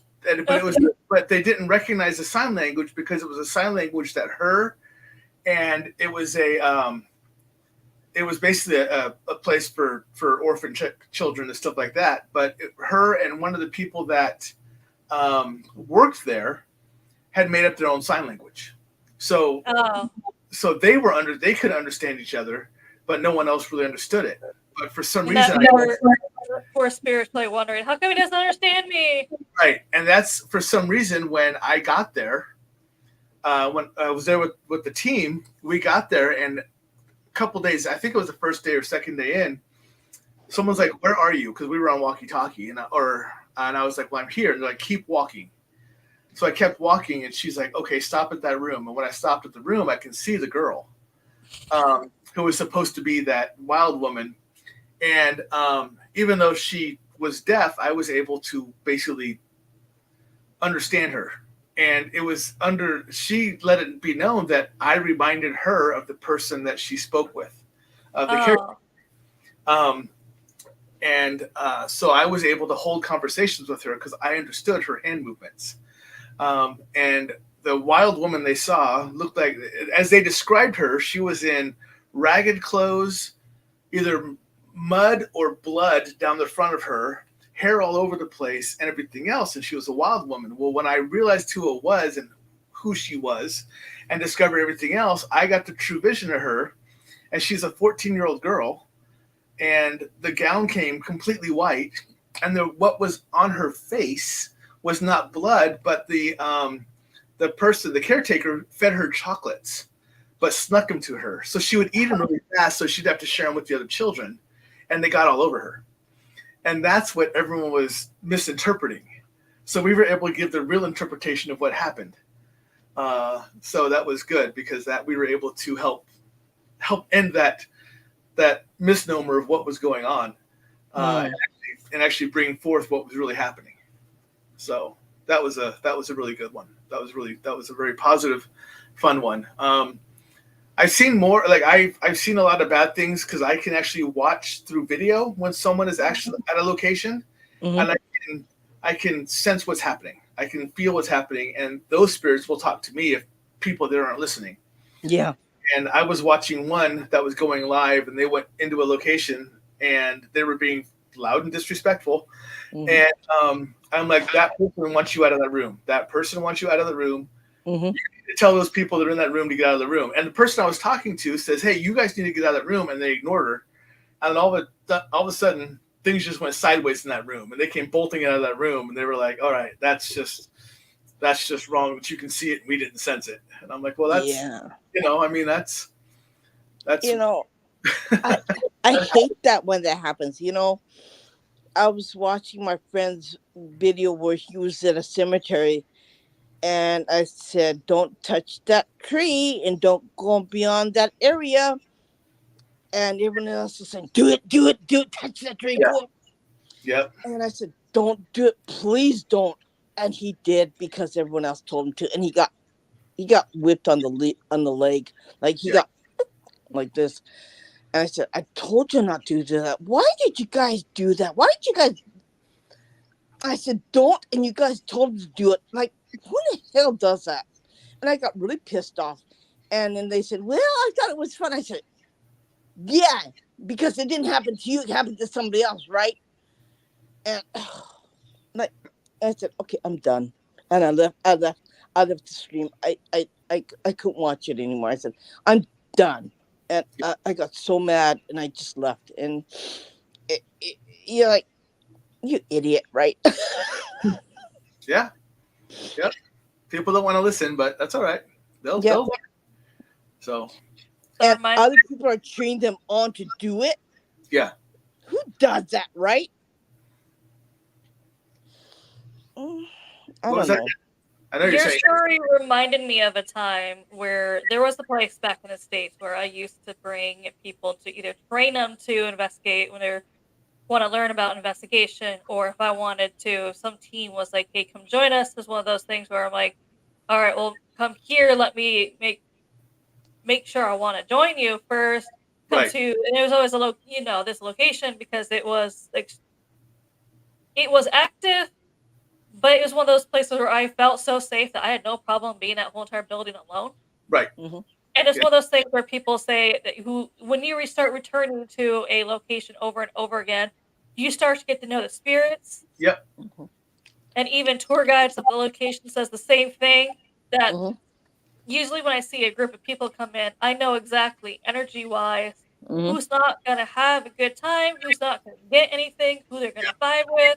Yep. And even tour guides said the same thing. Like when they start giving a tour, they can already be like, "All right, I can already tell this is not gonna. This group is just not gonna get it." Yeah. It's like you just kind of get to know that energy wise, and I kind of knew that with this one group of people, so I kind of split. I'm like, "All right, these people are kind of okay, but the rest of them, they can just go ahead and we'll just split up." Yeah. So we split up, and the team, and I'm the only female there in the story at that time. I'm not wearing any perfume. That's gonna make sense here in a second. But there's a team in what they call Nancy's room. It was her room, and I could just feel annoyance. So they kept on. I just felt something, her being annoyed, and they were still trying in her room. So I just kind of walked over there. I'm like, "Hey guys, why don't you go try a different area?" I talked about leaving. And as soon as they walked out and they were, heading towards another room, she sprayed me in the face with her perfume, and she said, "Thank you." Huh. I just started laughing, and no one knew why I was laughing because they were walking away, and she said it loud enough, "Thank you." Like she just did not. She was done. Yeah. She was just like, "I'll just leave." Yeah. There's a location that's by us, and it has dual personalities. Rosie's whose information? Spooky Oh, that Japan? location you're talking about. Spooky Japan's or the one I was talking about? But during the daytime, it's fine for anyone to go there to investigate. It's perfectly calm. It's you're gonna get some stuff, but it's not gonna be anything that's gonna try to rip your face off. But if you go at night, it turns very dark. I mean, literally and figuratively, the energy has a flip switch on it. That once you get past, yeah, they're wanting your information. Once you get past dusk, it flips. So, so you have to really pay attention of who you bring with you when to that location. So Amanda, that's going to be your job, is what Rosie's asking. You can post your information up there so they know how to find you guys. Yeah, okay. Get the link. And the reason, Rosie, the reason how come I'm having them do it is because I am on their show, so I don't have control of what I can do. All the messaging I can see and I can read, but they have control of the comments. I am actually the guest on their show. They're not on mine. I'm just having you come through my site so you can see their show. So, do you think that sometimes people bring a lot of their garbage with them when they come to an investigation? Like, you would have to say, like, leave your garbage outside here. Don't bring it with you when you come with me. And you have to come with an empty head, because if you don't, it's going to mess you up. So if it's the daytime location like that, at least at this location, the daytime location, the spirits are very understanding. They're very open. They're non-threatening is the best way to say it. So if you come in and you have garbage, you have baggage, you have whatever, they're not going to try to feed off of that. They're just going to let you be, and they'll just do the little, they'll do They're things. probably going to avoid you. Yeah. But at night, if you bring in anything that you should not be bringing in, whether it's an energy you shouldn't be bringing in, you're bringing in anything that's what you call garbage or baggage or anything else, they will do their best to feed off of it and just make sure that your life is a living hell for it. Heighten that feeling. Yeah. And so there's certain places that do that. There's a place that's local to us that I want to go look at. I haven't gone out there yet, and it's an outdoor location. And it's not too far from us. It's just across the border, because I'm right on the Nebraska-Iowa border. But it's right across in Iowa, and there is a grave marker for an indigenous person chief who was in that area, and it's used to be a very peaceful area. Well, a few years later, the Christians decided they wanted that area, so they built a church right on top of it. So I've heard about this place. I've heard rumors about this place, heard the stories about this place, but I haven't investigated it yet. So that's going to be one of them that I go to go see what the energy's like there and see what happens there. That's a whole mess, asking for a lot of trouble. You know that when they did that, right? And there's a place about 2.5 hours away from us. It's called Spring Hills. I think it's Spring Hills, but it's a ghost town. And apparently, the mayor of the town at the time, and it was older. It's an older, an old style cowboy town. That's a ghost town now. Not many buildings are left, but the bridge is there. And apparently, the mayor was having an affair with the married woman, and they hung both of them from the bridge. And you can still hear the lady scream. So we're going to go to that place as well. There's a place south of us called Seven Sisters Hills, and there was they're not quite clear if it was the dad or the brother, but they lived on a farm, and there were 7 daughters or sisters, and either the dad or the son lured each one of the sisters out one at a time and hanged them from 7 different trees on 7 different hills right in their area, because they were overtaken by something and killed all the sisters.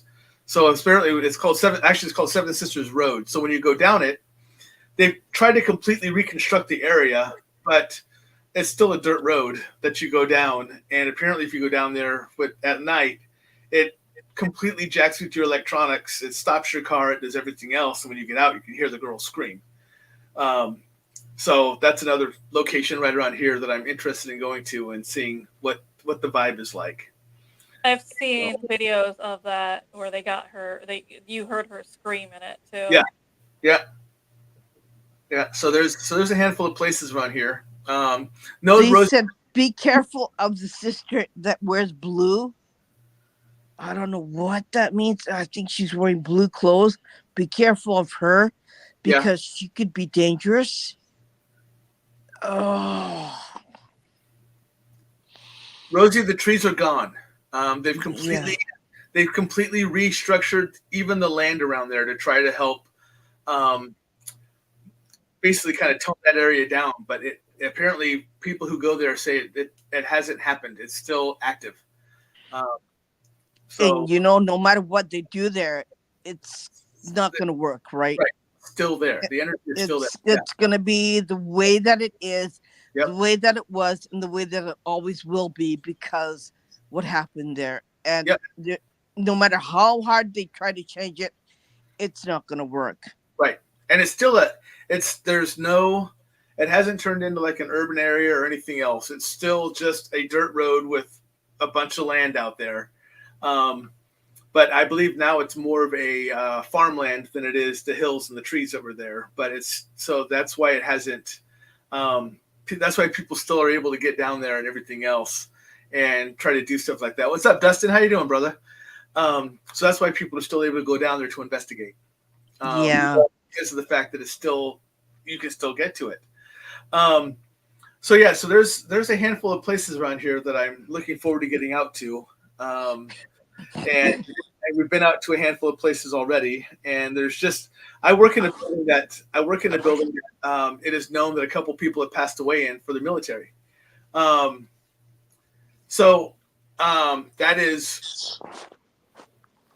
It was a place where it was converted into a factory for airplanes to be built for World War II.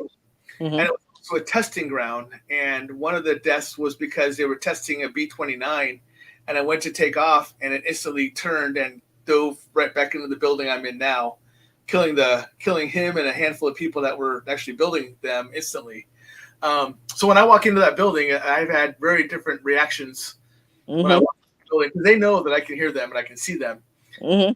One of the instances is I always unlock the building myself. I'm there early enough that I unlock. And one of the instances was I walked in and I did something. I had to go wash my hands. And I walked in there and we have a shower area in the back. And I can hear the shower turn on. And I know I'm the only one because all the lights turned on. And I'm like, but then it turned off. And I'm like, okay. And I finished washing my hands. I go, if that was you, turn the shower on again. And the shower turned on again. And I'm like, wow. All right. So it turned off and I went around there to look, but where the showers are, it was completely dry. Like there was not a drop of water anywhere inside the shower, but the showers absolutely ran. And I was like, all right, that was interesting. So, yeah. So that's one of the buildings I work in. So every morning when I walk in, I say hi to everybody and ask them how they're doing and turn on stuff like Gunsmoke or something like that for the stuff so they can watch it. So, yeah. So, what do you feel about equipment? I don't mind. I don't mind it to validate for other people. I think I am my best piece of equipment I will ever have. Yeah.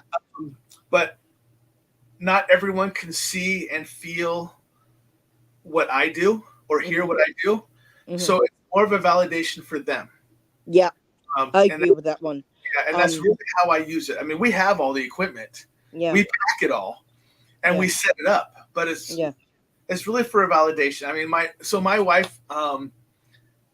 wife is very strong. We lost her. She'll be back. I know, but my wife is very strong. She just hasn't quite developed her powers yet, her abilities yet. That's what I'm trying to do. Yeah, but she's very strong. Hi, Irene, welcome back. But she's very strong. She just hasn't fully developed them yet. And she's kind of in the middle right now of not wanting to at this point. Mm-hmm. But she will in the future. But so a lot of the times she knows that I'm reacting to something, Mm-hmm.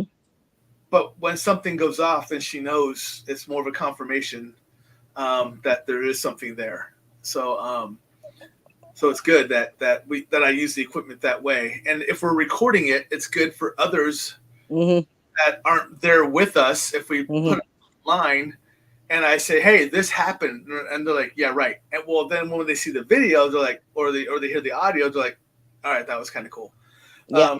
So it kind of gives that justification that, I mean, Yeah. I'm crazy, but not for that reason. I'm crazy for other reasons, not for Yeah. that. So There's, certain teams rely so much on equipment that they think if it's a buzzing light or if it's a blinking light, they think, well, yeah, thank you for answering me. I said, yeah, really? Like, I say, really? You're saying that because that? Oh, wow! Like, how do you know? Like, how do you know they're trying to answer you because the light's blinking? Like, unfortunately, that's the only communication way they have. So they have to believe that's what they're seeing, or yeah, that's how the communication works. And there's a lot of people who use equipment that don't have abilities. I mean, yeah, if you watch anything like Kindred Spirits, or you watch some of yeah, the other ones, they don't have abilities, so they bring the yeah, equipment in hoping that they will talk to them through some other means Yeah. available to them, because they don't do what we do. but So not everything is an answer because right, the light's blinking. That's all I'm gonna say to that one. yeah. And Sometimes you're close to a water source and something goes off. yeah, Sometimes you're close to an electrical band and something goes off. Yeah, you always have to try to debunk and be the skeptic before you are the believer. yeah. So Because I've watched a lot of videos and I watch a lot of shows, yeah, and they say, "Oh, thank you for answering me." I said, and I looked sideways and go, "Really?" And I went like, okay, whatever. Okay, I'm you not got, going to strip a person's hope, though. yeah. yeah, It's. I said, okay, whatever. yeah. I mean, we know a handful of people that investigate, and they don't have any abilities. So they're trying to use the objects around them to help answer questions that Hmm. they need to try to find answers for. Yeah, So I can I respect don't that you're doing that. knock it. Yeah, I but don't. for me, I am my Yeah, best tool. yeah. So I don't knock it. Like, I'm like you. I don't need equipment, right? I can see, I can feel, I can do, and I can, right, and it's for the people who can't hear. yeah, But on the other side, on the other hand, when I do something, like, don't expect me to bring anything because a lot of times you can't bring it, or this place will not allow you to put something in that area right, because it's blocked off. So, I mean, if you can see what I'm doing, if you can feel it, good. If you can't, well, I'm sorry because I can't help you there. But yeah. this Well, is not what I'm everyone doing. gets you, Irene. But You that's know what Yeah, that. I say. That's why they bring people like us, so they can yeah, hear it and feel it and yeah, get the experience, because we can tell them what's happening. yeah, And a lot of times, I don't care if they have abilities or not. A lot of yeah, times, they will feel something. They'll feel an energy yeah, change. They'll yeah, feel a weather. They'll yeah, feel a temperature change. They'll feel something yeah, that still gives them, even because we can sit there and tell them, "Hey, by the way, something has just walked in," and they're like, "Yeah, it just got colder." yeah, And if they don't have equipment, they still have their senses to work with them to help yeah, identify, even yeah, if they don't have the abilities. The biggest problem, though, is a lot of people don't tune into their senses, yeah, and that's a big problem with some folks. They just don't pay attention. They only use their eyes, and they go, "Well, I don't see anything." yeah, Well, anything else around you changed? Did yeah, your heart rate go up? yeah. Are you more anxious? Did it get Or cold? did the hair on your arm Right, stand to go woo like this? Did you right, get the heebie-jeebies? right. That's another signal, right? Yeah, That you have to be aware of when you go in a place. Like, think in here, feel right here in your core yeah, when you go in a place, and just open up your mind and just feel the energy coming at you, yeah. So and just and just bring it with you and just bring it in there and don't block it out. Feel it. Even if it's scary, it might be scary in the beginning, but I can guarantee it's not too scary. When you, things that you don't know can be scary, yes, but once you get used to it, it's actually quite calming. It becomes your radar. Yeah, So yeah, yeah. yeah, and and I have a lot of friends that are kind of scared, and I have a lot of friends that are not scared, and I have my student too, who I teach also, and she's opened up herself so much. She could feel so much. I said, okay, you know what to do. Go ahead. And I watch her, and she goes, okay, you did good. Like yeah. it's yeah, it's kind of interesting, this field, but yeah, it can be, oof, too much. Yeah. Yep. I And have a feeling that I have to open my abilities more, just because someone's been telling me I'm going to yeah, need to. I don't know why yet. Yet. And you probably won't until you do. yeah. Yeah, that's I keep getting told you're gonna have to open them up Hmm. sooner rather than later. That's the only thing they're telling me. They're like, you need to quit stalling. And I'm like, I should probably work on that, because if they're telling me you need to be doing it, I need to be doing it for whatever reason. Do you want to know why? Why? Because you're in line to help somebody else.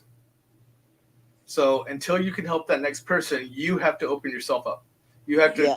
go back into learning your abilities. And that's Yeah. exactly in my head, because she's supposed to be helping somebody else, and that person Mhm. is not going to find her until she opens up her abilities. Yeah. So I'm, Yeah, they're starting to get annoyed with me. Like, you need to open them up. I'm like, okay. yeah, so I just basically gave you your cheat code right there about what you're supposed to open. So And when it comes, embrace it and not be afraid of it, because there's nothing to be afraid of it. And it gets better and better every time. yep, Yeah, when I first, like, it's because when I first saw a lot of spirits, I saw them, like, after death. after death, Like, yep, you saw them in yeah, their I mean, especially not like the nice living right. soul body, if that makes sense, but like after death, when It's they like were that. like Yep, in an Mhm. accident. Like, I've seen war soldiers Mhm. obviously bloodied up. That was one of my first ones. I've seen people in car accidents. I've seen one that was and that may be how you probably, see them, and that may probably just be is, yeah. you may just see people. We have a friend of ours here, and she sees them in their death state. That's Mhm. Um, so how that I've may been be seeing a what lot of them. you may just see them in your death state. You just accept it, because that's Mhm. how they died. That's what they're going to look like to you. Mhm. They're Mhm. not meant to be afraid. They're not meant to be anything else. They're Yeah. just that's It's just how just you you will have to see. get used to the gore, because sometimes they're just it's gory looking at Yeah. them. Yep. Yep. But that's something that you're going to have to accept, because you're most likely going to continue to see them in their death state. If that's how you saw them when you were younger, you're going to see them in their death state. Mhm. You can change that. You Mhm. can actually change that, because they will show you in their death state. But you have the ability to say, now that I've seen you in your death state, please let me see you in another form. Mhm. And they will change their form for you. But you're the one who has to make that initial understanding that, yes, I see you, but I am seeing you in your death state, and I don't Mhm. appreciate that. I appreciate you showing me that, but I would rather see you as you were beforehand, and they can make that Mhm. modification for you. Yeah. Yeah. So, Like, you control it. yep, It it's your, you create your boundaries. You control whatever you do, whatever you say, and however you feel, and you can make that because you want that for yeah, yourself. and they'll respect that. They'll Yeah. respect that. Yeah.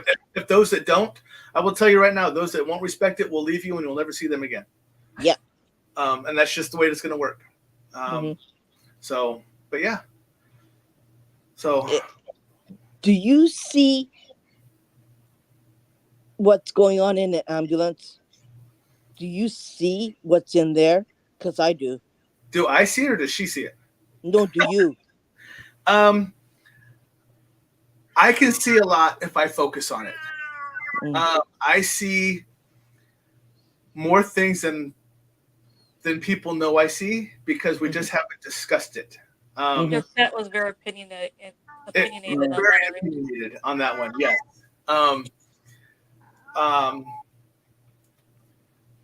Yes, I can see them in any. The reason whenever. why I asked you that because when an ambulance goes by my house, I know exactly what's in there. Yes. And I know exactly what happened, and I know exactly if this person's gonna live or die. Well, see, and I won't see the ambulance if the person, what's it going on in the ambulance if the person is still alive. I will only see if they've passed and they're being taken in an ambulance. Yeah. What had occurred. So I will see how they passed and I will see that they passed, but I won't see them still in their life state in an ambulance. Now, I have been able to foretell things kind of on the psychic side of the house, not just the mediumship side of the house, but I also have a psychic ability as well. So I do have those abilities as well. But stuff like that, I don't try to focus on. So there's some things in normally if it's a death state, something's happened, then it just shows me in my mind's eye what it is. But if it's a person alive, I don't want to see that, so my mind's eye won't. So, it just comes in my head. And I said, okay, this person's not going to live very long. And I said, ooh. I said, why did I say that? Why did I know that? Yeah. But please don't. I don't live too far away from the freeway. The freeway is one of the most, this fast. Cars run fast. There's lots of accidents that have happened. There's a lot of problems. But the ambulance from the freeway to the hospital, I'm right sitting in the middle of everywhere. I'm in the middle of 3 different train stations and 3 different hospitals. I'm right in the middle of it. So it's like, that's where my house is. And boy, it gets noisy at night. Yeah. Well, I'm going to ask to start wrapping it up because we've been going for almost, a little over 2 hours. And we can talk and keep us going. So we'll definitely have to have you back on the show sometime. I would love to come back on. Yeah, I mean, we have so much more to talk about. That's what I'm saying. We'll have to have you back on. Yeah, absolutely. We'll have to exchange schedules to get you back on. Yeah. And don't forget, next time maybe you can bring some pictures or bring some videos if you can, if you want to, and come back. I just didn't know what to bring this time. I really wasn't sure how this was going to run. So basically sent Amanda a bio and said, okay, what else do you need? And I was like, we don't know what's going to happen on our podcast. We just don't. Right. That's what we're saying. And people always ask me, so what are we going to talk on the podcast? And I'm like, we'll find out. Yeah, I don't know. Whatever you want to talk about, right? Yeah, and there's a lot more that we can cover because we didn't touch on the stuff that I talk about with the elementals and a lot of you got to come back. You got to talk about that too. And the angels and the dragons and all that stuff that I talk about. So that I pick up on. So and we even talk about parallel and multi-universe. I mean, my degree is quantum mathematics and theoretical statistics, so I talk that side very well. My wife doesn't like me talking that side because her eyes kind of glaze over because I go really nerdy. But that's just kind of what happens. So it's okay. We have tons more to talk about. So we'll definitely have to have a part 2, maybe a part 3, part 4. Part 20. Who knows? Just depends on how many squirrel moments we throw in the middle of it all. So And everyone out there, thank you so much for watching. We'll see you next time. We'll probably have it back, so be on the lookout for that. Thanks, Lance. Thank you. Bye for now. See ya.